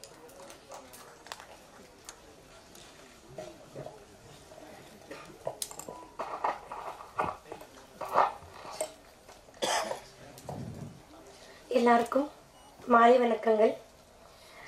இப்போ ரொம்ப இம்பார்ட்டண்டான ஒரு பர்சன் பற்றி நான் பேசியே ஆகணும். சுரேஷ் காமாட்சி சார் அவர்கள் பற்றி. He is a good friend. And sir first நான் உங்களை வந்து பர்ஃபெக்ஷனிஸ்டாக கூப்பிடுவேன் எல்லா படத்துலையும் நீங்கள் ரிலீஸ் பண்ண. ஆனால் யூஆர் சோஷியல் ஆக்டிவிஸ்ட் ஆக்சுவலி. ஏன்னா இவங்க ஒரு மாநாடு இல்லை இன்னும் நான் நிறைய சொல்லிகிட்டே போகலாம். அவ்வளோ ஒரு சக்ஸஸ்ஃபுல்லான படம் கொடுத்தாலும் இன்னைக்கு எந்த ஹீரோ எந்த ஹீரோயின் வேணும்னா சாருக்கு ஆக்சுவலி டேட் கொடுப்பாங்க. ஆனால் அதை தாண்டி கூட அவங்க இயக்குன படம் மிக மிக அவசரம் இருக்கட்டும், ப்ளஸ் இன்னைக்கு இந்த சப்போர்ட் பண்ணிட்டு இருக்கிற இந்த படம் இருக்கட்டும், சமூகத்துக்கு நான் எப்படி ஒரு உதவியாக இருக்க முடியும். நான் பேசுறதுக்கு முன்னாடி அவங்க பேசுனாங்க சொசைட்டிக்கு நான் எப்படி போயிட்டு இதுவாக பண்ண முடியும். அவங்க போல்டாக போயிட்டு எல்லா விஷயத்தை பற்றி பேச முடியும். லைக் ப்ரொடியூசர்ஸ் வந்து ஓகே நான் என்னோட ப்ராஃபிட் என்ன என் லாபம் என்ன மட்டும் பார்த்துட்டு இருக்காம சமூகத்தில் நடக்கிறது இல்லை ஃபிலிம் இண்டஸ்ட்ரியில் நடக்கிற எல்லா விஷயத்துக்குமே போயிட்டு அவங்க குரல் கொடுப்பாங்க. ஸோ இனிமே is a social activist plus perfectionist. So வாழ்த்துக்கள் சார் படத்துக்காக. எப்பவுமே நான் உங்கள் எல்லாருக்குமே தெரியும் என்னை ஃபர்ஸ்ட் ஒரு ஸ்போர்ட்ஸ் பிளேயராக தான் நான் அறிமுகம் ஆயிருக்கேன். பட் அந்த ஸ்போர்ட்ஸ் விளையாடும் போது அம்மா நான் வின் பண்ணும்போது இல்லை லூஸ் பண்ணும்போது ஹாப்பியாக இருக்கும் அண்ட் சேடாக கூட இருக்கும் சம்டைம்ஸ் வின் பண்ணும்போது. பட் எப்பவுமே அம்மா வந்து சொல்லுவாங்க நீங்கள் இது எல்லாமே என்ன வெற்றி வந்தாலும் எது வந்தாலும் மற்றவங்களுக்கு உதவி இல்லாமல் உதவியாக இரு, எப்பவுமே யூஸ்ஃபுல்லாக இருன்னு சொல்லிட்டு இருப்பாங்க. இன்னைக்கு இந்த மேடையில் நிற்கும் போது இல்லை நம்ம எல்லாம் இந்த ஹாலில் உட்காந்துட்டு இருக்கவங்க எல்லாருமே வந்து ரொம்ப ப்ரிவிலேஜாக இருக்கும். நமக்கு நிறைய லைக் மற்ற நார்மல் லைக் இப்போ நம்ம ஸ்க்ரீனில் காமிச்ச மாதிரி அந்த பீப்புள் விட நம்ம ஆக்சுவலி ப்ரிவிலேஜாக இருக்கோம்.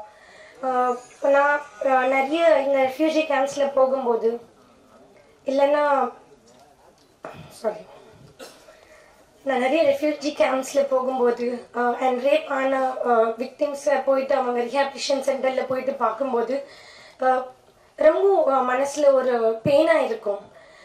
லைக் அவங்களுக்கும் நமக்கு என்ன ஏன்னா அவங்க நம்ம மாதிரியே நிறைய ஹார்ட் ஒர்க் பண்ணுறாங்க, நம்ம மாதிரி அவங்க ரொம்ப அன்பாக இருக்காங்க.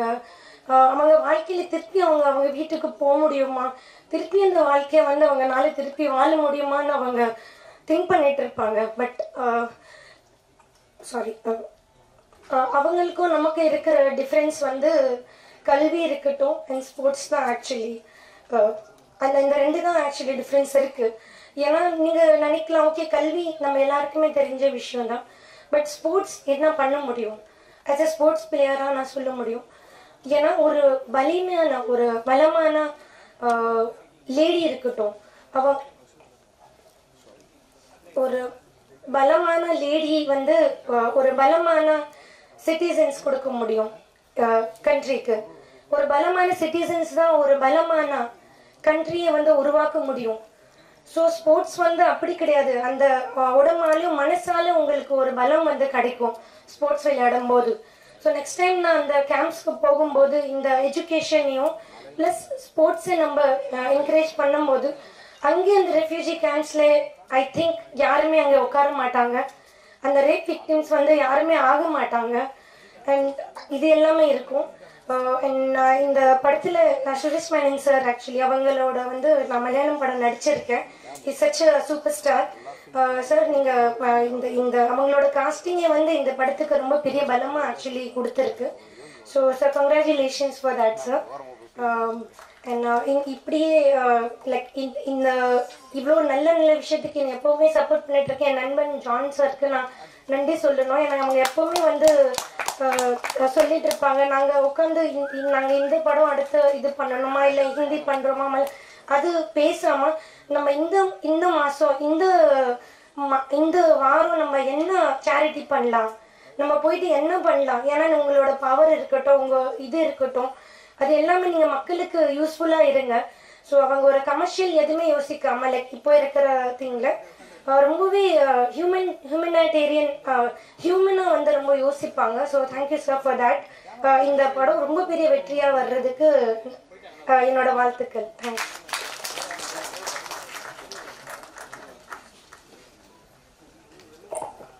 Thank you ma'am. அடுத்தபடியாக குணச்சித்திர பாத்திரங்களில் தன்னை தனிப்பட்ட நடிகனாக அடையாளப்படுத்திக் கொண்டிருக்கும் இயக்குனரும் நடிகருமான திரு கவிதா பாரதி அவர்களை அன்போடு பேச அழைக்கிறேன்.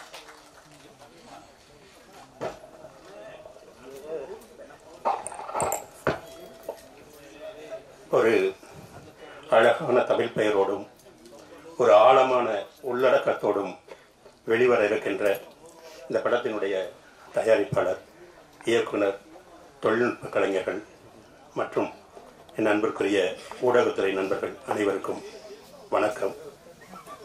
இந்த படத்தினுடைய நோக்கம், இந்த படத்தினுடைய கதையை பற்றி இயக்குனர் வந்து மிக தெளிவாக ஒரு திருத்தமாக எடுத்துரைத்தார். நான் மகிழ்ச்சி அடைகிற விஷயம் இந்த படத்தினுடைய தலைப்பு, உள்ளடக்கம் மட்டுமன்றி இந்த படத்தினுடைய தொழில்நுட்ப கலைஞர்கள் இந்த படத்தில் இடம்பெற்ற சில நடிகர்களை இங்கு அழைத்து பேச வைத்தார்கள். நண்பர்களே, அவர்கள் அனைவரும் கருப்பு காய்களாக இருந்தார்கள். இந்த படம் எதை பற்றி பேசுகிறது என்பது மட்டுமல்ல, இந்த படத்தில் யாரெல்லாம் பேசி இருக்கிறார்கள் என்பது கூட ஈரோட்டு கிழவனின் ஒரு முன்னுரையோடு போட்டு கருப்பு என்பதோடு ஆரம்பித்திருக்கிறார்கள். இது எனக்கு மிகவும் பிடித்திருக்கிறது. இதற்காகவே இந்த படம் மாபெரும் வெற்றி அடைய வேண்டும் என்று நான் நினைக்கிறேன். ஒரு படம் நல்ல படம் அப்படிங்கிறதுக்கு என்னன்னா வேற வேற அடையாளங்கள் இருந்தது. இன்றைக்கு ஒரு படம் நல்ல படம், ஆழமுள்ள படம், கருத்துள்ள படம் என்றால் தம்பி சுரேஷ் காமாட்சி எந்த படத்தை அவர் வெளியிடுகிறாரோ அந்த படம் நல்ல கருத்துள்ள படம் என்பது அடையாளமாக திகழ்கிறது. அவர்களுக்கு என்னுடைய வாழ்த்துக்கள். நண்பர்களே, ஒரு சமூகத்தை போலவே திரைப்படமும் ஒரு யார் எங்கு நடக்க வேண்டும், யார் எதை பேச வேண்டும், யார் என்ன பெயர் வைத்துக் கொள்ள வேண்டும், யார் படிக்க வேண்டும் என்பது சமூகத்தில் எப்படி ஒரு நீண்ட நெடிய போராட்டம் இருந்ததோ திரைப்படத்திற்குள்ளும் அப்படி ஒரு போராட்டம் நடந்து கொண்டேதான் இருந்திருக்கிறது. அரசர்களை பேசினார்கள், பண்ணையார்களை பேசினார்கள், முதலியார்வாள், பிள்ளைவார்மாள் இவங்கள பேசினாங்க. அதை தாண்டி ஒடுக்கப்பட்டவர்களை பற்றி பேசுவதற்கு இவ்வளவு காலமாக இருக்கிறது. ஒடுக்கப்பட்டவர்களை யாரெல்லாம் பேச வேண்டும் என்கிற இடத்திற்கு வருவதற்கு இவ்வளவு காலமாக இருக்கிறது. அதே போல ஒரு படம் பலாசாவில் எந்த படம் ஓடணும், காசி தேட்டரில் எந்த படம் ஓடணும், அப்படி அங்கு கூட பாகுபாடு இருக்கிறது. அந்த இடத்திற்கு நம்முடைய பிள்ளைகள், கருப்பு காய்கள் வந்து அடைவதற்கு ஒரு நீண்ட நெடிய போராட்டத்தை நடத்தி வந்திருக்கிறார்கள். அவர்கள் அனைவரையும் நான் வாழ்த்துகிறேன். நான் இரண்டு செய்தியை மட்டும் இங்க கூற விரும்புகிறேன். நான் நடித்த முதல் படம் என்னுடைய நண்பன் இயக்குனர் ராஜபாண்டி என்னமோ நடக்குது என்கிற படத்தில் என்னை நடிக்க வைத்தார். அந்த படத்தில் உதவி இயக்குனராக இருந்தவர் ஸ்ரீ வெற்றி. அதோடு நான் இந்த படத்தை தொடர்புபடுத்திக் கொள்கிறேன். அது மட்டுமன்றி அவர் இலக்கியம், கவிதை போன்ற துறைகளிலும் மிகவும் நெருக்கமானவர். ஒன்று. இரண்டாவது, இந்த படத்தினுடைய கதை நாயகன் தம்பி லிங்கேஷ். நான் ஒரு தொலைக்காட்சி தொடரை விஜய் தொலைக்காட்சிக்காக சலனம் என்கிற தொடரை இயக்கி கொண்டிருந்தேன். அப்போது அந்த யூடிவி நிறுவனம், அவர்கள் தான் தயாரிப்பாளர்கள், அவங்க 2 பேரை வந்து காட்சி ஊடகவியல் துறை மாணவர்கள் லயோலா கல்லூரியில் இருந்து 2 பேரும் நீங்க உதவி இயக்குனராக வச்சுக்கோங்க அப்படின்னு சொன்னாரு. வேண்டாம், எதுக்குங்க வேலை செய்யற இடத்துல போய் நோட்டை வச்சுட்டு ஏதாவது ஓரம் உட்காந்து எழுதிட்டு இருப்பாங்க, அந்த பசங்க எதுக்கு வேலை செய்யறவங்க இருக்கட்டும்னு சொன்னேன். இல்ல வச்சுக்குங்க அப்படின்னு சொன்னாங்க. சரின்னு ஒத்துக்கிட்டேன். 2 தம்பிகள், ஒரு சிறு பிள்ளைகள் அங்க வந்தாங்க. ஒரு வாரம் கூட இருக்காது, அவர்கள் அந்த வேலைகளுக்குள், படப்பிடி வேலைகளுக்குள் தங்களை ஐக்கியப்படுத்திக் கொண்டார்கள், இணைத்துக் கொண்டார்கள். கிட்டத்தட்ட 2 வாரங்களுக்கு பிறகு எதை எடுக்க வேண்டும் என்பதை தீர்மானிப்பவர்களாக அந்த 2 பிள்ளைகளும் மாறினார்கள், 2 தம்பிகளும். அந்த அளவுக்கு அதுக்குள்ள வந்துட்டாங்க. அதில் ஒன்று தம்பி லிங்கேஷ். நான் நினைத்தேன் அவர் ஒரு பெரிய இயக்குனராக வருவான் என்று நினைத்தேன். நல்ல நடிகனாக வந்திருக்கிறான். இது கதை நாயகனாக அவன் நடிக்கிற முதல் படம் இல்ல, நல்ல நடிகன். அவனுக்கும் இது பெரும் வெற்றி தர வேண்டும், தரும் என்று நான் நம்புகிறேன். இந்த படத்தை தோளில் சுமந்து சென்று மக்களிடம் சேர்க்கக்கூடிய அந்த மாபெரும் மகத்தான பணி நமக்கு காத்திருக்கிறது. நண்பர்களை செய்வோம், இதை வெல்ல வைப்போம், ஒரு வழிகாட்டியாக்குவோம். நன்றி, வணக்கம்.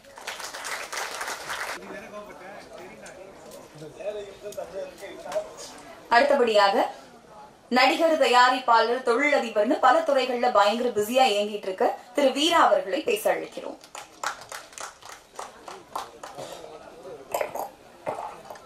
எல்லாருக்குமே வணக்கம். எல்லாருமே சொல்றாங்க இந்த படம் ரொம்ப வெற்றியாகும்னு. பட் நான் இன்னைக்கு டிக்ளேர் பண்றேன், இந்த movie already successful. First 2 reason சொல்றேன். நம்பர் 1, நம்ம டீம். நிறைய பேர் யோசிப்பாங்க, எனக்கு ஒரு 5 கோடி கொடுத்தா படம் பண்ணிடுவேன், படம் பண்றதுக்கு என்ன இருக்கு, பணம் தானா. பணம்ன்றது வந்து primary. But when it comes to படம் அப்படின்னு எடுக்க போகும்போது வர்றது first team. So I congratulate full வெற்றிஸ் டீம். ஏன்னா வெற்றியோட பேர்லயே வெற்றி இருக்கு. ஸோ அங்கேருந்தே வெற்றி ஸ்டார்ட் ஆகுது. ஸோ இந்த படம் ஆல்ரெடி சக்சஸ் என் பொறுத்த வரைக்கும். ரெண்டாவது வந்து எப்போ வந்து ஒரு படம் பார்த்து ஒரு ஹைலி சக்சஸ்ஃபுல் ப்ரொடியூசர், நிறைய எஸ்டாப்ளிஷ்டோட ஸ்டார்ஸோட பண்ணியிருந்த ஒரு ப்ரொடியூசர் வந்து முன்னாடி வராரோ, இது நான் எடுத்துக்கிறேன் அப்படின்னு, அதுவும் ஒரு சக்சஸ் இண்டிகேஷன் தான். ஸோ இதுல வந்து ஃபர்ஸ்ட் வந்து I want to congratulate Suresh Kamatchi sir. இது வந்து ஜஸ்ட் மேடையில வந்து சொல்றதுக்கான ஒரு விஷயம் கிடையாது. உங்க மாதிரி நீங்க வந்து இது இன்ஸ்பிரேஷன். உங்களை பார்த்து நிறைய ப்ரொடியூசர்ஸ், தமிழ் ட்ரேட் தெரிஞ்ச நிறைய ப்ரொடியூசர்ஸ் வந்து வரணும். இதுக்கு நான் ஏன் இவ்வளோ ஸ்பெசிஃபிக்கா சொல்றேன்னா, நாங்களும் ப்ரொடியூஸ் பண்ணி அது எப்படி கொண்டு போனோம்னே தெரியல இண்டஸ்ட்ரியில இருந்தாலும் கூட. So it is very difficult. ஏன்னா ஒரு ஸ்டாக் மார்க்கெட் எப்படி ஒரு அப் அண்ட் டவுனா டே அவுட் மாறுதோ, இன்னைக்கு நம்ம ஒரு விஷயம் பேசுவோம், நாளைக்கு அந்த விஷயம் இங்க இருக்காது. So it's very difficult. வெளியில போய் நம்ம ஈஸியா பணம் பண்ணி எடுக்கிறது ஈஸி. பட் இங்க வந்து அதுக்கான கைடா இருந்து ஒரு காமாட்சி சார் வந்து இந்த படத்தை எடுத்து அடுத்து வந்து நாளைக்கு ஆகஸ்ட் 9th ரிலீஸ் பண்றாருன்னா it's gonna be 100% success. I wish the entire team, wishing you all the best. Lingesh, don't worry, நீங்க எல்லாம் எத்தனை விஷயம் சொல்லியிருக்கீங்களோ, assistant, AD, cameraman, director, fights, stunts எல்லாமே நானும் பார்த்துருக்கேன் ரியலிஸ்டிக்கா. So this is enjoying the ஒரு ப்ராசஸ். அடுத்து நமக்கு பெரிய லெவல்ல போகும்போது நம்மளுக்கு இதுதான் ஒரு like will help for more creativity, more. எப்பயாவது நம்ம வந்து ஒரு டிசப்பாயின்மெண்ட் வரும், பட் இந்த மாதிரி மூமெண்ட்ஸ் வந்து நம்மளுக்கு ஹெல்ப் பண்ணும் ஃபியூச்சர்ல பம்ப் பண்றதுக்கு. உங்களுக்கு அற்புதமான காஸ்ட் டீம் இருக்கு. Suresh Menon sir, highly talented sir, team, everybody in this like ஆர்ட்ல இருந்து மியூசிக்ல இருந்து எல்லாருமே சூப்பரா பண்ணிருக்காங்க. I wish the entire team my whole heartedly congratulations. Thank you so much. Thank you sir. அடுத்தபடியாக பொலிட்டீஷியன், ஆக்ட்ரஸ், ப்ரொடியூசர்னு மல்டி டேலண்டடான பர்சன் இவங்க சொல்ற ஹாய் மச்சான்ஸ் அப்படின்ற ஒரு வார்த்தையை கேட்கறதுக்காக ஏகப்பட்ட ரசிகர்கள் காத்துட்டு இருக்காங்க. நம்ம எல்லாருக்குமே ரொம்ப பிடித்தமான நடிகை திருமதி நமிதா அவர்களை பேச அழைக்கிறேன்.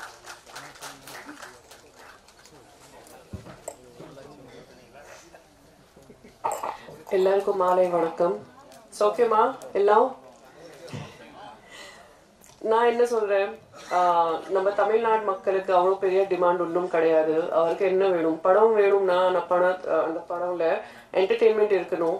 ஆனால் ஏதாவது சோஷியல் மெசேஜ், ஃபேமிலிக்காக ஹார்ட் டச்சிங் ஏதாவது அந்த மாதிரி சப்ஜெக்ட் தமிழ்நாடு மக்களுக்கு எல்லாருக்கும் ரொம்ப இஷ்டம். உங்களுக்கு 100 கோடி ரூபாய் பட்ஜெட் வேணாம், உங்களுக்கு டெஃபினெட்லி ரொம்ப மெகா பெரிய மியூசிக் டைரக்டர் கூட தேவையில்லை. இல்லைன்னா people who charge 500 crore rupees for direction அந்த மாதிரி யாரும் தேவையில்லை. ஏதாவது நல்லா இந்த மாதிரி ஸ்டோரி லைன், ஹார்ட் டச்சிங், ஆனால் ரியல் மெசேஜ் இருக்கும். அந்த மாதிரி கதை நம்ம தமிழ்நாடு மக்கள் எல்லாருக்கும் ரொம்ப இஷ்டம். அண்ட் நான் நினைக்கிறேன் சுரேஷ் காமாட்சி சார், உங்களுக்கு ஏற்கனவே நான் வாழ்த்துக்கள் சொல்றேன். ஏன்னா இதை டைம் நம்ம நாட்டில் இப்போ ஸ்போர்ட்ஸ் செக்டர்ல ரொம்ப ப்ரோக்ரஸ் இருக்கு.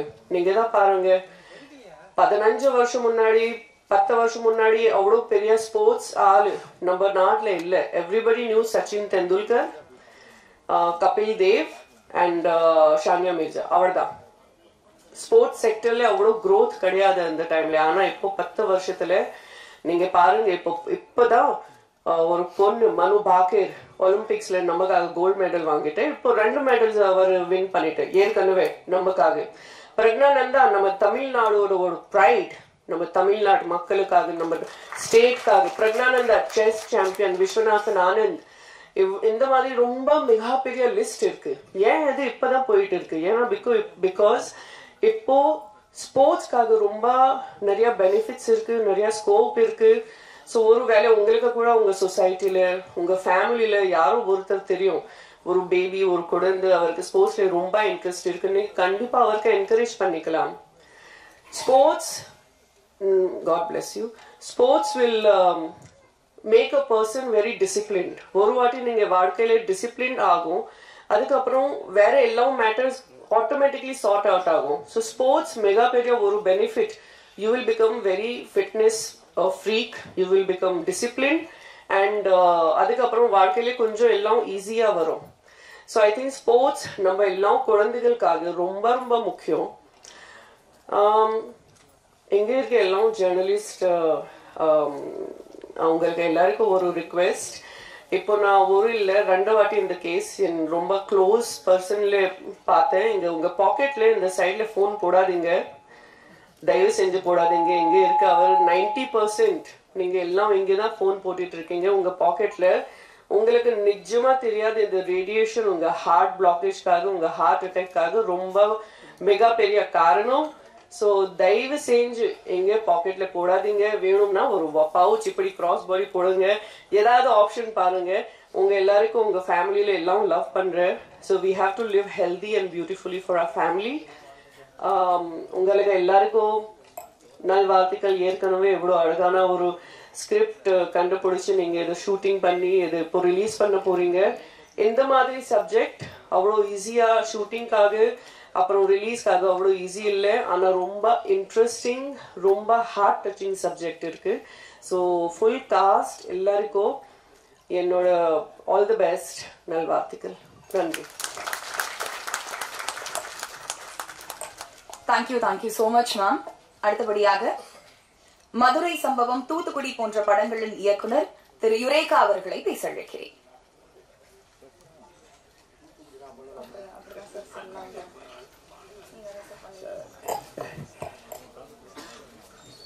பாசமிகு பத்திரிகையாளர்கள், ஊடக நண்பர்கள், தொலைக்காட்சி நண்பர்கள், வலைதள நண்பர்கள், உங்கள் அனைவருக்கும் என்னுடைய மாலை நேரத்து வணக்கத்தை தெரிவித்துக் கொள்கிறேன். தொகுப்பாளினி அவர்கள் சொன்ன பொழுது தூத்துக்குடி படம் என்று சொன்னார்கள். நான் மதுரை சம்பவத்தினுடைய இயக்குனர். தூத்துக்குடி படத்தை ஹரிகுமார் சார் அவர் தான் தயாரிப்பாளர், டைரக்டர். ஏன்னா அவர் கோச்சிக்கு வருமா. முதலாவது இந்த திரைப்பட ட்ரெய்லர் வெளியீட்டு விழாவே ஒரு முன்மாதிரி விழாவாக நடைபெற்றுக் கொண்டிருப்பது எனக்கு மிக மகிழ்ச்சி. ஏனென்றால் முதலாவதாக விருந்தினர்களை, சிறப்பு அழைப்பாளர்களை பேச வைப்பார்கள். ஆனால் இங்கே படத்திலே யார் யாரெல்லாம் பணியாற்றினார்களோ அவர்கள் எல்லாரும் முன்னிறுத்தி அவர்கள் பேசினார்கள். எல்லாருமே வேட்டி கட்டி இருந்தார்கள். அருமையான இயக்குனர் சொன்னாங்க, எல்லாருமே கருப்பாகவும் இருக்கிறார்கள். மிக நுட்பமான சிறப்பான அரசியலை பேசுகிற ஒரு திரைப்படமாக இந்த நாற்கர போர் திரைப்படத்தை நான் பார்க்கிறேன். முதலாவதாக எனது மனதிற்கு நெருக்கமான இயக்குநர்கள் எல்லாம் இங்கே இருக்கிறார்கள். திரைப்படத்தினுடைய மிகப்பெரிய ஜாம்பவான்கள் இருக்கிறார்கள். ஒரு திரைப்படம் எந்த அளவுக்கு வீச்சுக்களையும் வீரியங்களையும் தருகிறது என்பதற்கு இந்த நாற்கர போர் ஒரு நல்ல அடையாளம். அருமை இயக்குனர் ஸ்ரீ வெற்றி அவர்கள் இன்றுதான் முதலாக நான் பார்க்கிறேன். என்னுடைய நண்பர் இனியன் மூலமாக அவர் அறிமுகமானார். தொலைபேசியில பேசும் பொழுதே அவர் ஒரு தரமான ஒரு படைப்பாளி, ஒரு மண் சார்ந்த ஒரு மிகப்பெரிய ஆளுமை உள்ள ஒரு இயக்குனர் என்பதை நான் புரிந்து கொண்டேன்.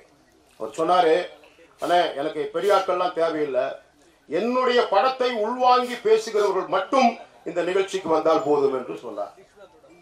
அவரை ஒரு மிகப்பெரிய எதிர்காலம் உங்களுக்கு காத்திருக்கிறது இயக்குனர் அவர்களே. ஒரு சுருக்கமாக நேரம் கருதி நான் முடிக்கிறேன்.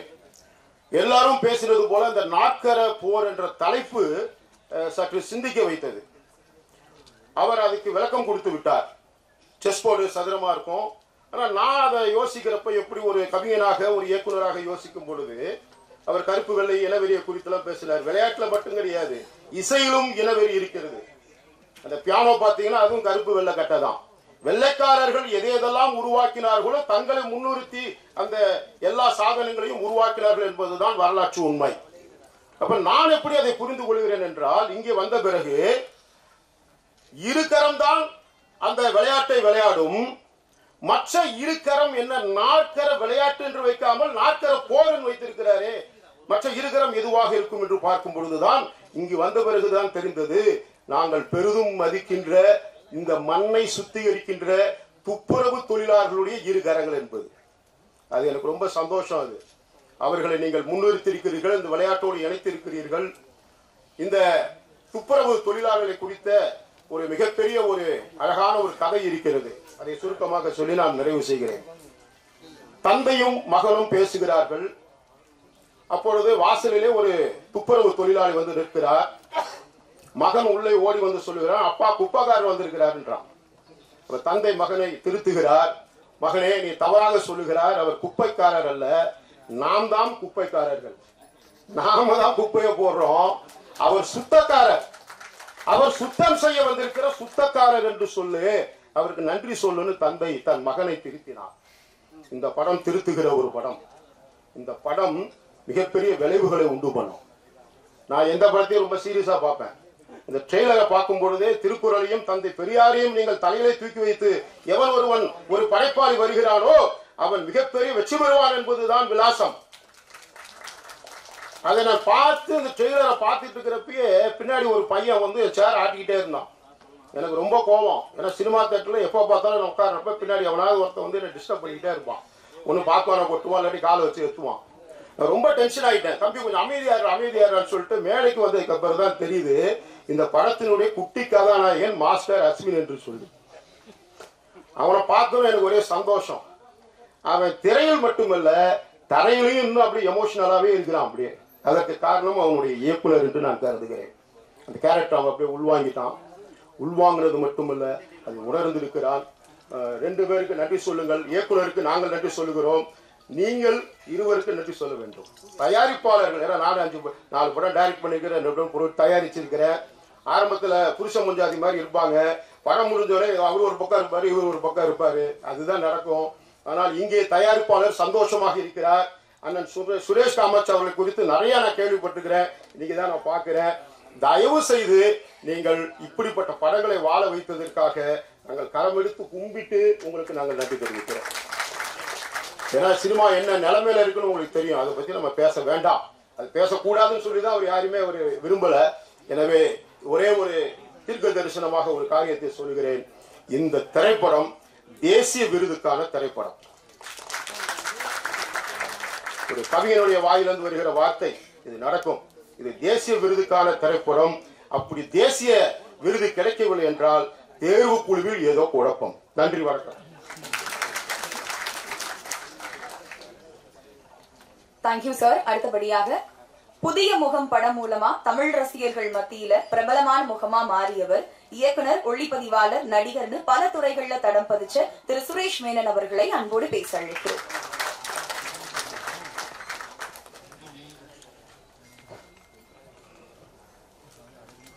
எல்லோருக்கும் வணக்கம். இண்டஸ்ட்ரியில் எல்லாருக்கும் தெரியும், நான் ஜாஸ்தி பேச மாட்டேன். 46 வருஷத்தில் கம்மியாக பேசின டெக்னீஷியன் நான் தான். So I just wish the producers, the team and the director all the best. Thank you.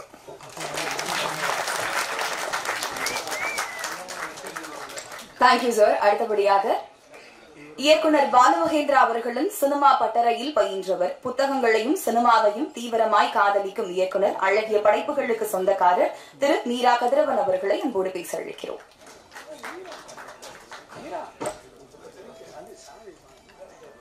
உண்மையிலே புரட்சி எல்லாருக்கும் வணக்கம். நாற்கர போர் பேரே ரொம்ப அழகா இருக்கு. முதல்ல தமிழ்ல பேர் வச்சதுக்கு ரொம்ப நன்றி.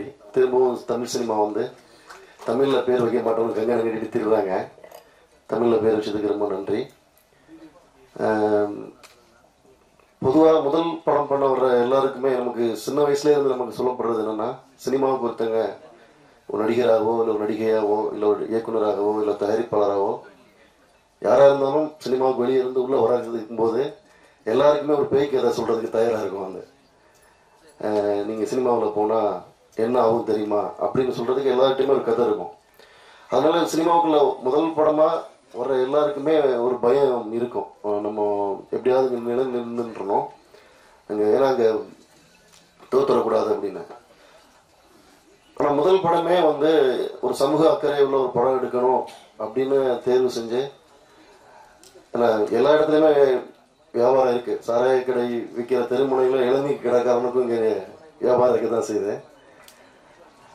ஆனால் அந்த சூழலில் அவர் வந்து முதல் படமே இப்படி ஒரு சமூக அக்கறையில் ஒரு படம் எடுக்கணும் அப்படின்னு நினச்சி வந்தது ரொம்ப முக்கியமாக இருக்குது. அதே மாதிரி முதல் பட இயக்குனர் வெற்றி, அவரும் வந்து முதல் படமே வந்து ஒரு அசிஸ்டன்ட் டைரக்டராக இருக்கும்போது பட்டினிகளோட இந்த சென்னை கோடம்பாக்க வீதிகளோட கிடக்கும்போது ஒரு டெய்லி ஒரு 100 பேராவது சொல்லுவாங்க, விட்டுறாத மாப்பிள்ள நீ வேற மாதிரி படம் பண்ணணும் அப்படின்னு.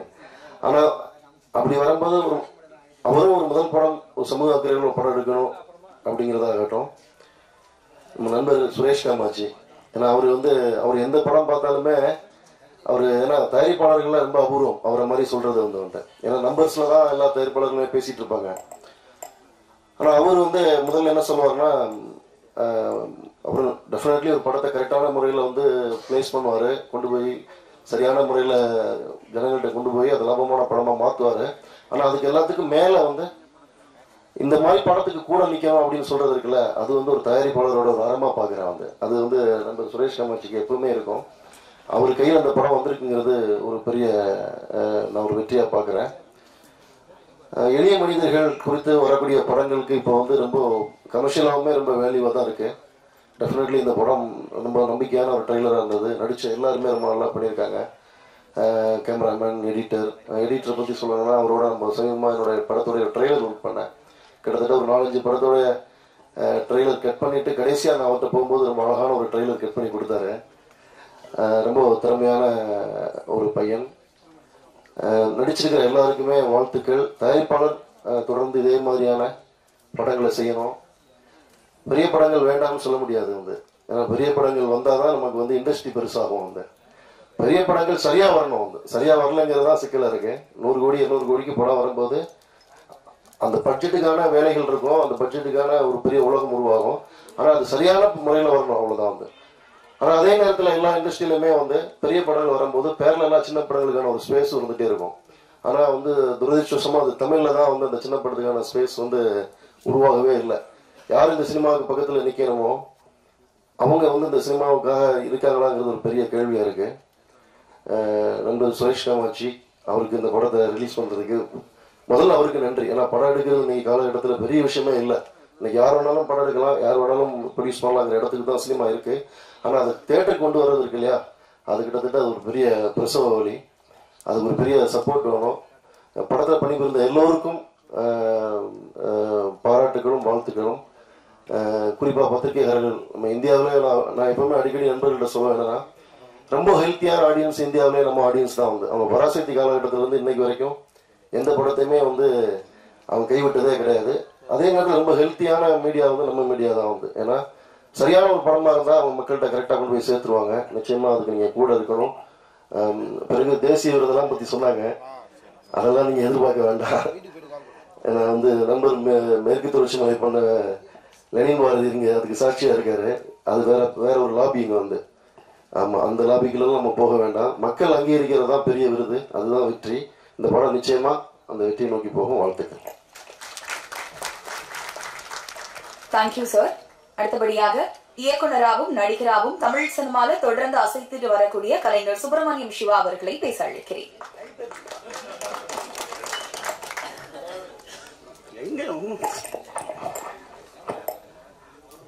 வணக்கம்.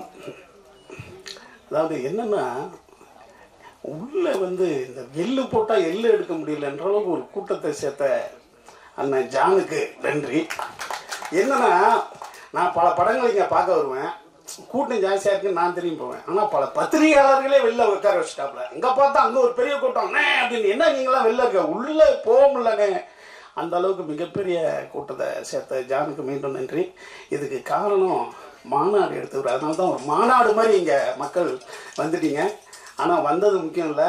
ஏன்னா ஒரு நல்ல படத்தை பாருங்க, ஒரு சின்ன படம் தாங்க அது. அவரே அண்ணனே டைரக்ட் பண்ணார். ஒரு போலீஸ்காரியை பற்றி ஒரு படம் மிகச்சிறந்த முறையில் பண்ணார். இன்னும் சொல்ல போனால் நண்பர்கள்ட்ட பேசிட்டு இருக்கும்போது சொல்லுவாங்க, அண்ணன் சுரேஷ் காமாட்சியை பற்றி அதுதான் அதிக லாபம் கொடுத்த படம்னு சொல்லுவாங்க. எனக்கு உண்மையான தலையை நல்லா ஆட்டுங்க. ஏன்னா அப்போ வந்து ஒரு சிறந்த சின்ன படம்ன்றது வந்து லாபத்தை அதிகமாக தரும்போது பெரிய படம் ஆயிடுது. அப்படி இந்த படம் நாற்கர போர் மிகப்பெரிய ஒரு லாபமாக அமையணும். அதுக்கு இந்த மாதிரி வந்து சேர்ந்தது முக்கியம் இல்லை, நல்ல கருத்துக்களை அந்த படம், அதாவது நல்லா இருக்கும்போது நிச்சயமா நல்லா எழுதுவீங்க. அதை வந்து இந்த மாதிரி ஒரு சின்ன படங்களுக்கு நீங்க கூடுதல் ஒரு முக்கியத்துவம் கொடுத்து எழுதி இந்த மாதிரியான புதிய தயாரிப்பாளர்களை நீங்க மிகப்பெரிய இடத்துல கொண்டு வந்து வைக்கணும். ஏன்னா நம்ம சௌத்ரி சாரு நான் சொல்லிட்டே இருப்பேன், அவர் தான் அதிக புதியவர்களை அறிமுகப்படுத்தினவர். அவருக்கு இந்த தமிழ் சினிமாவே விழா கொண்டாடணும். அப்படி ஒரு மாபெரும் மனிதர் சௌத்ரி சாரு. நிறைய புதுமுக இயக்குநர்களை குறிப்பா அறிமுகப்படுத்தினாரு. அந்த மாதிரி ஒவ்வொரு ப்ரொடியூசரும் அவ்வளவு படம் எடுக்கணும் இல்லையா, அவர் 100வது படம் எடுக்க ரெடியா இருக்காரு. அப்ப இவரும் அப்படி வரணும். அது காரணம் என்னன்னா, இப்ப நான் அருண்மொழி எழுதுறேன், இவருடைய மாமான்னு சொன்னாரு. இவரை பத்தி நான் உங்களுக்கு ஒன்று சொல்றேன். இவர் வந்து நீங்க வந்து ராமநாதபுரம் போனீங்கன்னா இவர் தான் லொக்கேஷன்லாம் காட்டுவாருங்க. நாங்கள் ஒரு படத்துக்கு போனோம், பவர் பாண்டிக்கு. நாங்கள் வந்து 10 நாளைக்கு முன்னாடி போகிறோங்க. போனால் ஒரு 4 நாள் கழிச்சு பணம் மதிப்பீடு அந்த அந்த இதாகிடுச்சு, பணம்லாம் செல்லாதுன்ட்டாங்க. எங்கள்கிட்ட பணமே கிடையாது. அந்த 12 நாள் ஷூட்டிங்கும் இவர் தான் அங்கே வந்து செஞ்சே கொடுத்தாரு எங்களுக்கு. அதுக்கு பிறகு இங்கே வந்து தான் நாங்கள் வந்து ஷெட்யூல் பண்ணோம். அப்போ எந்த மாதிரியா மனிதர்களை சேர்த்து வச்சிருக்காரு பாருங்க. லொக்கேஷன் சார்ஜ் ஏகப்பட்டதுங்க. கிட்டத்தட்ட எனக்கு தெரிஞ்சு 1 கோடி 10 லட்சமாப்பா இங்கே வந்து செட்டில் பண்ணோம் நாங்கள். அவ்வளோ வந்து கடன் வாங்கி கொடுத்துட்டே இருக்காரு. ஏன்னா பணம் இல்லை எங்ககிட்ட. அப்படி ஒரு சிறந்த மனிதனுடைய மாமா அவர். இவரும் சிறந்தவராக தான் இருக்கணும். அந்த மாதிரி சிறந்தவர்களை நம்ம வந்து கை தூக்கி விடணும் அப்படிங்கிறதுக்காக நான் சொல்கிறேன். அடுத்து வந்து இந்த படம் வந்து ஒரு சாமானிய மக்களுடைய அசாதாரண கதையாக அதில் எழுதியிருந்தது. சாதாரண மனிதனுக்கு எல்லாமே அசாதாரணமான வாழ்க்கை தான் கிடைக்கும். காரணம் என்னன்னா, இந்த உலகத்தில் 850 கோடி இருக்கான்னா அதில் 800 கோடி பேர் ஏழையாக தான் இருக்கான். ஏன்னா ஏழைகள் இருந்தால்தான் இந்த உலகம் இயக்கும். ஏழைகள் வந்து முன்னேறவே விட மாட்டாங்க. நம்ம முடியாதான் முன்னேறிக்கணும். ஏன்னா இயேசு ஏழைக்காக தான் போறாரு. எவனாவது முன்னேறி இருக்கானா? 2000 வருஷம் ஆச்சு. எல்லாம் நினைச்சு பாருங்களேன். அதே மாதிரி வந்து முகமது ஏழைக்கு தான் போராடினாரு. அங்க ஏழையே இல்லாம இருக்கான அந்த இல்லை. அதே மாதிரி எல்லா கடவுள்களும் ஏழைக்காக போராடி இருக்கான், எவனுமே முன்னேறல. இன்னும் சொல்ல போனா 10 வருஷம் முன்னாடி ராகவேந்திரன் ஒருத்தர் இருந்தார். இப்போ வந்து பார்த்தா பாபான்றாங்க. நான் பாபா ஊருக்கே போய் பார்த்தேன், அந்த ஊரு புனேக்கு. அங்க எல்லாமே ஏழையா இருக்காங்க. அங்கேயே ஒரு பணக்காரனாக முடியல, இங்க வந்து ஊருக்கு பாபா கோவில் கட்டிட்டு இருக்காங்க. இதெல்லாம் எவ்வளவு பெரிய அநியாயமா இருக்கு. திருப்பதியில பாருங்களேன், 3/4 பேர் ஏழையா இருப்பான். இங்க இருந்து எல்லாம் பணக்காரனாகிறதுக்கு போயிட்டு பண்ணுவோம். இதெல்லாம் முரண்பாடுடைய உச்சம். அப்ப ஒரு தனி மனிதன் அவன் முயற்சி எடுத்துதான் இங்க முன்னேறி இருக்கணும். பணக்காரன் ஏமாத்திட்டான், அவன் கொள்ளடிச்சிட்டான், இதுக்கெல்லாம் கதைக்கு ஆகாது. ஏனென்றால் நீங்க பணக்காரன் ஆனாலும் நீங்க அதை தான் செய்ய போறீங்க. ஏழையா இருக்கிற வரைக்கும் தான் எல்லா நியாயமும் இங்க. பணக்காரன் என்ன பிறகு நானும் ஒரு காலத்தில் கம்யூனிஸ்ட் தான், இதுதான் உங்க வாசகமா இருக்கு. ஏனென்றால் பணம் சேர்த்து வைத்து கொண்டு உங்க பிள்ளைக்கு சேர்த்து வைக்கிறது தான் இந்த இந்திய சமூகம் சொல்லி தருது உங்களுக்கு. நீங்க பெரிய பணத்தை உங்க தலைமுறைக்கு சேர்த்து வச்சு அவனை குட்டிச்சவரா ஆகிட்டு போயிடணும். ஆனா வெளிநாடுகள் அப்படி நீங்க ஒரு மிகப்பெரிய பணக்காரன் எப்படி இருப்பான்னு வைங்களேன், பேக் கிவ் த சொசைட்டின்னு ஒன்று வச்சிருப்பாங்க. 5% 10% தான் அவன் பிள்ளைங்களுக்கு எழுதி வைப்பான். பாக்கி எல்லாத்தையும் சொசைட்டிக்கு எழுதி வைப்பான். ஏன்னா இது அப்பதான் வெளிநாடுகள்ல பணக்காரனை மதிப்பான். அந்த பிள்ளைங்கள்லாம் வேலை செய்யும். இங்க அப்படி கிடையாது. இந்திய சமூகம் வந்து சேர்த்து வைக்கலாம். அம்பானி இல்லைன்னா 6000 கோடி செலவு பண்றாங்க. அது ஏழைகளுக்கு எத்தனை பேர் திருமணத்துக்கு பண்ணி வைக்கலாம், அவரு பண்ணி வைக்கலாம் அவரு. ஆனா பண்ணி வைக்க மாட்டாரு. ஏன்னா இங்க அவரு பெரிய கல்யாணம் பண்ணாதான் எல்லாம் போய் நம்ம ஆட முடியும். நம்மளால பணக்காரங்கெல்லாம் போய் ஆட முடியும். அப்படி ஒரு சொசைட்டியை இங்க ரெடி பண்ணி வச்சுட்டோம் நம்ம. அப்ப ஒவ்வொரு ஏழைகளும் அவனே தான் முன்னேறிக்க முடியும். அதே போல கருப்பு சிவப்புலாம் இனிமே பேசி பிரயோஜனம் இருக்காது. ஏன்னா இந்த உலகம் சதுரங்கத்தில் மட்டுமா அப்படி இருக்கு. இரவு பகல் அவ்வளவுதானே, இரவு பகல் கருப்பு வெள்ளை தான். அதனால நம்ம வந்து இயற்கையை ஏமாத்தின்னு நம்ம சொல்லிட்டு வர முடியாது, நம்ம முன்னேறிக்க வேண்டியதுதான். ஏனென்றால் இன்னும் சொல்ல போனால் நல்லா நினைச்சு பாருங்களேன், இரவு தான் வந்து இரவுன்னு ஒரு நாவல் இருக்கு, அவசியம் படிக்கணும். ஜெயமோகன் இரவு நல்லதுன்னு எழுதியிருப்பாரு. மனிதனை இரவில் தான் வாழ கத்துக்கிட்டவன். விவசாயம்னு ஒன்று வந்து தான் பகல்ல கத்துக்கிட்டான். நம்ம வாழ இரவில் தான் வேட்டையாடும் சமூகமா இருக்கும்போது மனிதர்கள் இரவில் வாழ்ந்தான். அம்மா கருவில் வந்து இரவில் இருந்தான். மனிதன் இரவுல தான் அவனுக்கு கண்ணு தெரியும், பகல்ல கத்துக்கிட்டான். கண்ணு தெரிய அம்மா அப்பாலாம் பகல்ல வாழ்றாங்க, விவசாயம் பண்ணும்போது பகல்ல வாழ்றாங்கன்னு மனிதன் பகலில் வாழ கத்துக்கொண்டவன். அப்ப இந்த மாதிரியான முரண்பாடான வார்த்தைகளிலிருந்து நம்ம வெளியில வந்து ஒவ்வொரு மனிதனும் உழைக்க ஆரம்பிச்சோம்னா அவன் மாபெரும் வெற்றி அடைவான்றது தான் உலக வரலாறு. ஏன்னு கேட்டீங்கன்னா, கல்லு உண்ணாமைன்னு எழுதியிருக்காங்க திருவள்ளுவன் 3000 வருஷத்துக்கு முன்னாடி. அப்ப எவ்வளவு பேர் குடிச்சிட்டு இருந்திருக்கான். இப்ப மட்டும் அந்த சினிமாவில் வந்து பாசின்னு வச்சுட்டானுங்க அப்படின்னு கத்திட்டு இருக்கோம்ல. ஒரு படைப்பு அந்த சமூகத்தை பிரதிபலிக்கிறது தான் ஒரு படைப்பு. அது நாவலா இருக்கட்டும், சினிமா இருக்கட்டும். நிறைய பேர் குடிக்கிறான், அதனால பாசின்னு வச்சிடறாங்க. திருவள்ளுவர் காலத்துல எப்படி குடிச்சிருப்பான்? கல்லுண்ணாமைன்னு அதிகாரமே எழுதுறான். அப்ப எல்லா காலங்களையும் எல்லாம் உண்டு. அதுல சிறப்பா இருக்கிறவன், ஒழுக்கமா இருக்கிறவன் பிழைச்சிக்கும். அதுதான் வரலாறு. அப்படி ஒவ்வொரு மனிதனும் நம்ம முன்னேறி பிழைச்சிக்கணும். இதுல இந்த படம் வந்து எளிய மனிதனுடைய வாழ்க்கைய சொல்லியிருக்கு. அந்த அடுத்தது அந்த தம்பி ரொம்ப நல்லா நடிச்சிருக்கான்னு இருக்காங்க. முதல் படத்தினுடைய இயக்குனர் வெற்றி, மாபெரும் வெற்றி அடையட்டும். அந்த தம்பி மிகப்பெரிய ஸ்டார் ஆகட்டும். இதில் நடித்தவங்கெல்லாம் மிகப்பெரிய வெற்றி அடையட்டும். அதை நம்ம இதே சாலிகிராமத்தில் பார்ப்போம். ஒவ்வொரு படத்திலையும் அவங்க ஜெயிக்கும் போது நம்ம வந்து வாழ்த்துவோம். நன்றி, வணக்கம்.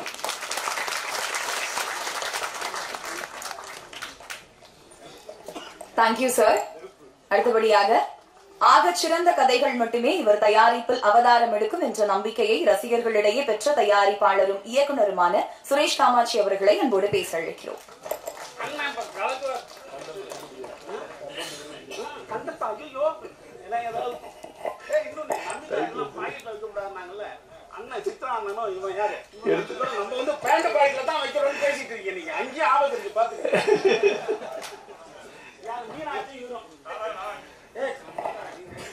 இவ்விழாவிற்கு வந்திருக்கும் பத்திரிகை மற்றும் ஊடக நண்பர்கள் அனைவருக்கும் எனது மாலை நேர வணக்கம். நாற்கரப்போர் இந்த படம் வந்து எங்கள் ஊரை சேர்ந்த அண்ணன் வேலாயுதம் அவர்கள் தயாரிச்சிருக்காரு.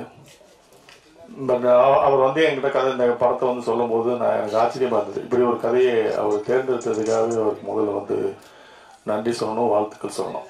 ஒரு புது தயாரிப்பாளர் இப்படி ஒரு கதையை தேர்ந்தெடுத்து பண்ணணும்னு நினைச்சது வந்து அவருக்கு உண்மையாகவே அவருக்கு வந்து நம்ம வாழ்த்து சொல்லணும். அந்த இயக்குனரும் அந்த கதையை வந்து மிக நேர்த்தியாக பண்ணியிருக்காரு.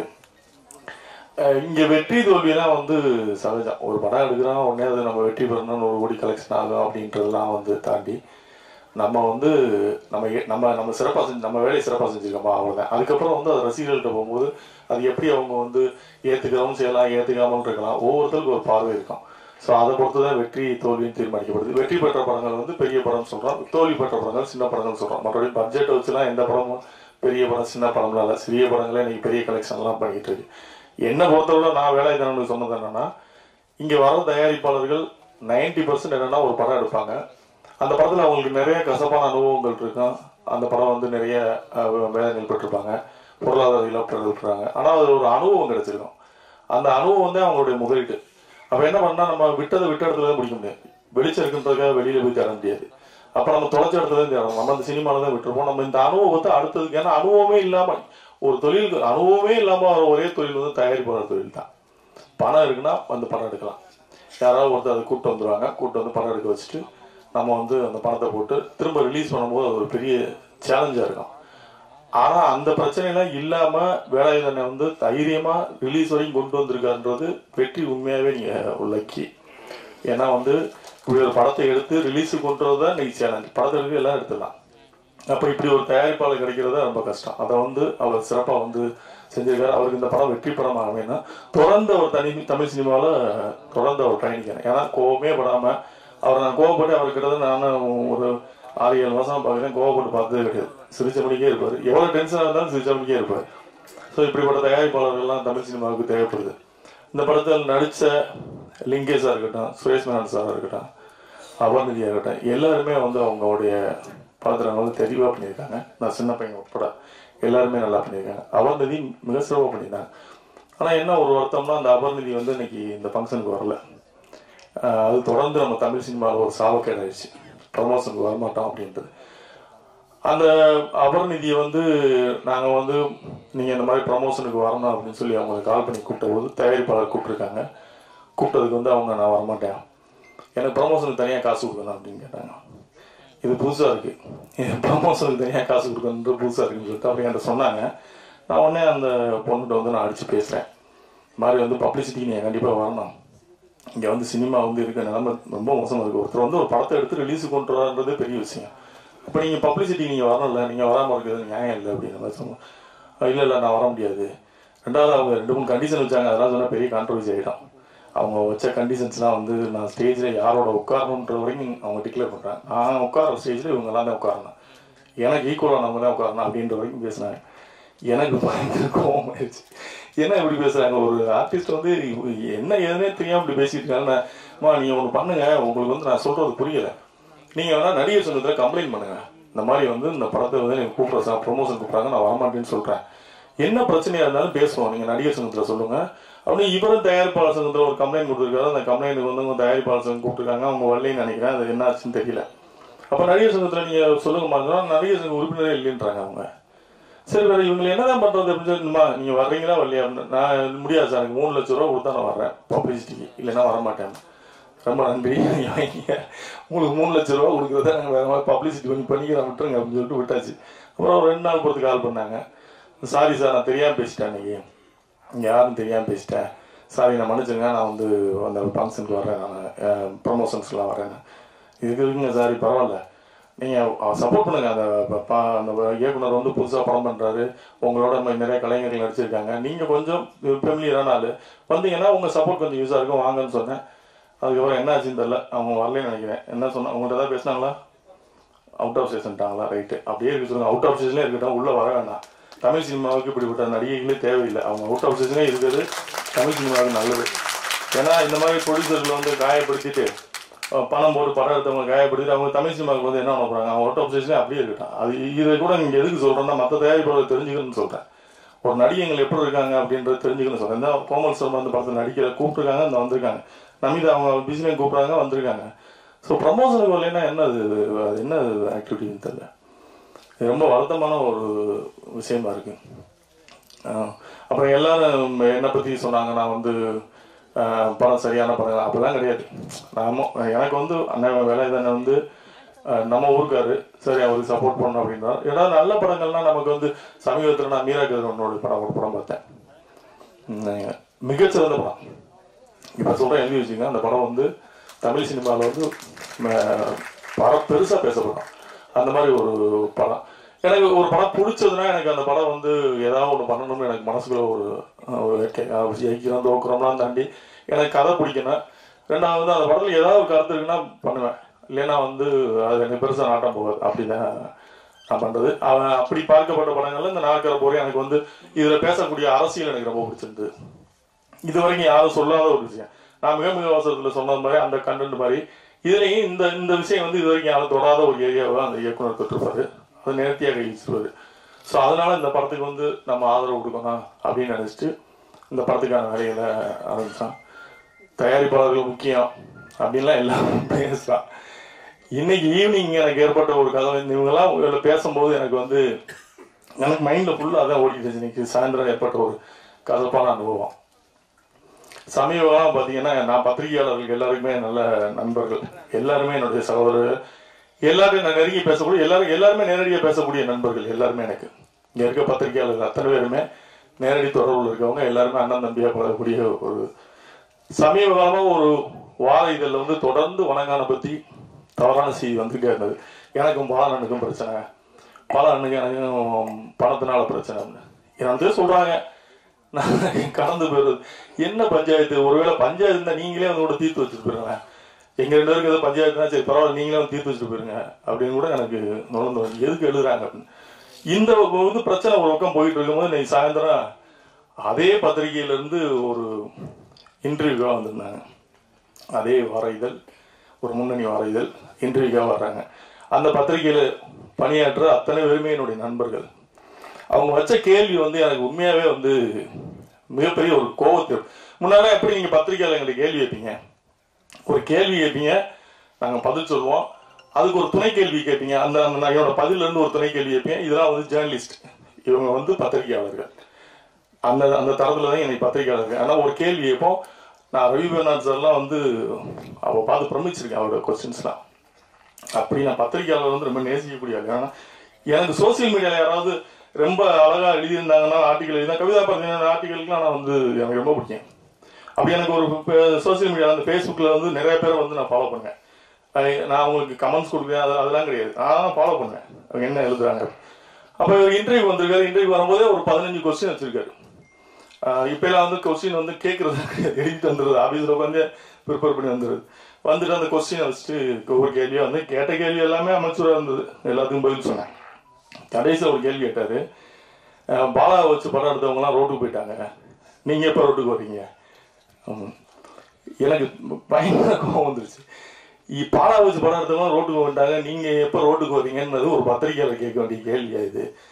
நான் இதே கேள்வியை திரும்பி அந்த பத்திரிகையாளர் கேட்டேன்னா, உங்களை மாதிரி பத்திரிகையாளர்லாம் வச்சுட்டு இருக்கிற அந்த பாரதிகள் அவர் என்னைக்கு ரோட்டுக்கு வருவார் அப்படின்னு கேட்டேன்னா இது எப்படி இருக்காங்க? எனக்கு ரொம்ப இன்னைக்கு இந்த மேடையில் நான் வந்து உட்காந்துருக்கும் போது எனக்கு மைண்டில் தான் ஓடிட்டு இருந்துச்சு. இவங்க எல்லாம் பேசும்போதுலாம் எனக்கு வந்து அந்த செய்தி மட்டுமே மைண்டில் ஓடிச்சு. இவ எப்படி இப்படி கேட்குறாங்க?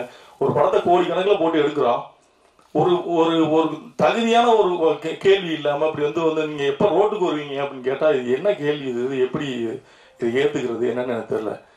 இனிமேலாவது அந்த பத்திரிகை, நான் பேர் நாகரிகங்கிறது அந்த பேர் சொல்ல கூட விரும்பல, இனிமேலாவது அந்த பத்திரிகை பணிபுரிவர்களும் சரி, அந்த பத்திரிகை நிர்வாகமும் சரி, கொஞ்சம் உங்கள் செய்தியாளர்கிட்ட கொஞ்சம் அனுபவமான கேள்விகளை கேட்க சொல்லுங்க. ஏன்னா இது எங்களை காயப்படுத்துது. எவ்வளோ வழி இருக்குன்னு யோசிச்சு பாருங்க. கோடிக்கணக்கில் பணம் போட்டு நிற்கிறோம் நாங்கள், எப்போ நீங்கள் ரோட்டுக்கு வருவீங்கன்னு கேட்குறது. அதே கேள்வியை நீங்கள் வேற மாதிரி கேட்கலாம். பாலா வச்சு படம் எடுத்தவங்கலாம் ரோட்டுக்கு வந்துட்டாங்க ஏற்கனவே அப்படின்னு ஒரு டாக் இருக்கு. இதை பற்றி இந்த விமர்சனத்தை பற்றி நீங்கள் என்ன கேட்குறீங்கன்னா அது நியாயமான கேள்வி. நீங்கள் எப்போ ரோட்டுக்கு வருவீங்கன்னு கேட்குறது என்ன கேள்வின்னு எனக்கு ஒன்றும் புரியலை.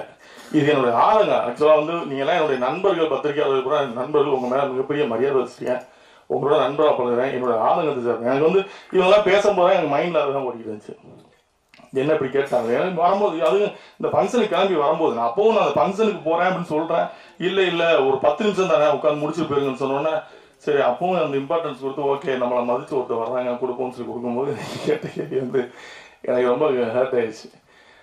எனிவே இந்த நாற்கரப்போர் படத்தில் வந்து பணியாற்றின அத்தனை பேருக்கும் என்னுடைய வாழ்த்துக்கள். இந்த படம் வந்து ஒரு மிகச்சிறந்த படமாக வரணும். இதில் பேசப்பட்ட கருத்துக்கள் வந்து விவாதிக்கப்பட வேண்டிய ஒரு கருத்துக்கள். இது வந்து எல்லாருமே தெரிஞ்சுக்க வேண்டிய, விவாதிக்கப்பட வேண்டிய ஒரு கருத்துக்கள். ஸோ அந்த படம் வந்து வெற்றி பெறுவதற்கு என்னுடைய வாழ்த்துக்கள். வந்திருந்த அனைவருக்கும் எனது நெஞ்சம் நிறைந்த நல்வாழ்த்துக்கள். விடைபெறுகிறேன். நன்றி. Thank you sir. விழாவை சிறப்பித்த சிறப்பு விருந்தினர்களுக்கு மீண்டும் ஒரு முறை நன்றியை தெரிவிச்சுக்கிறோம். பிரஸ் அண்ட் மீடியா உங்க எல்லாருக்கும் ஸ்பெஷல் தேங்க்ஸ். நாற்கரப்போர் படம் பத்தி படத்தோட டீமும் சரி, சிறப்பு விருந்தினர்களும் சரி நிறைய விஷயங்கள் பேசினாங்க. ஆகஸ்ட் 9 அன்னைக்கு படம் தியேட்டர்ஸ்ல ரிலீஸ் ஆகுது.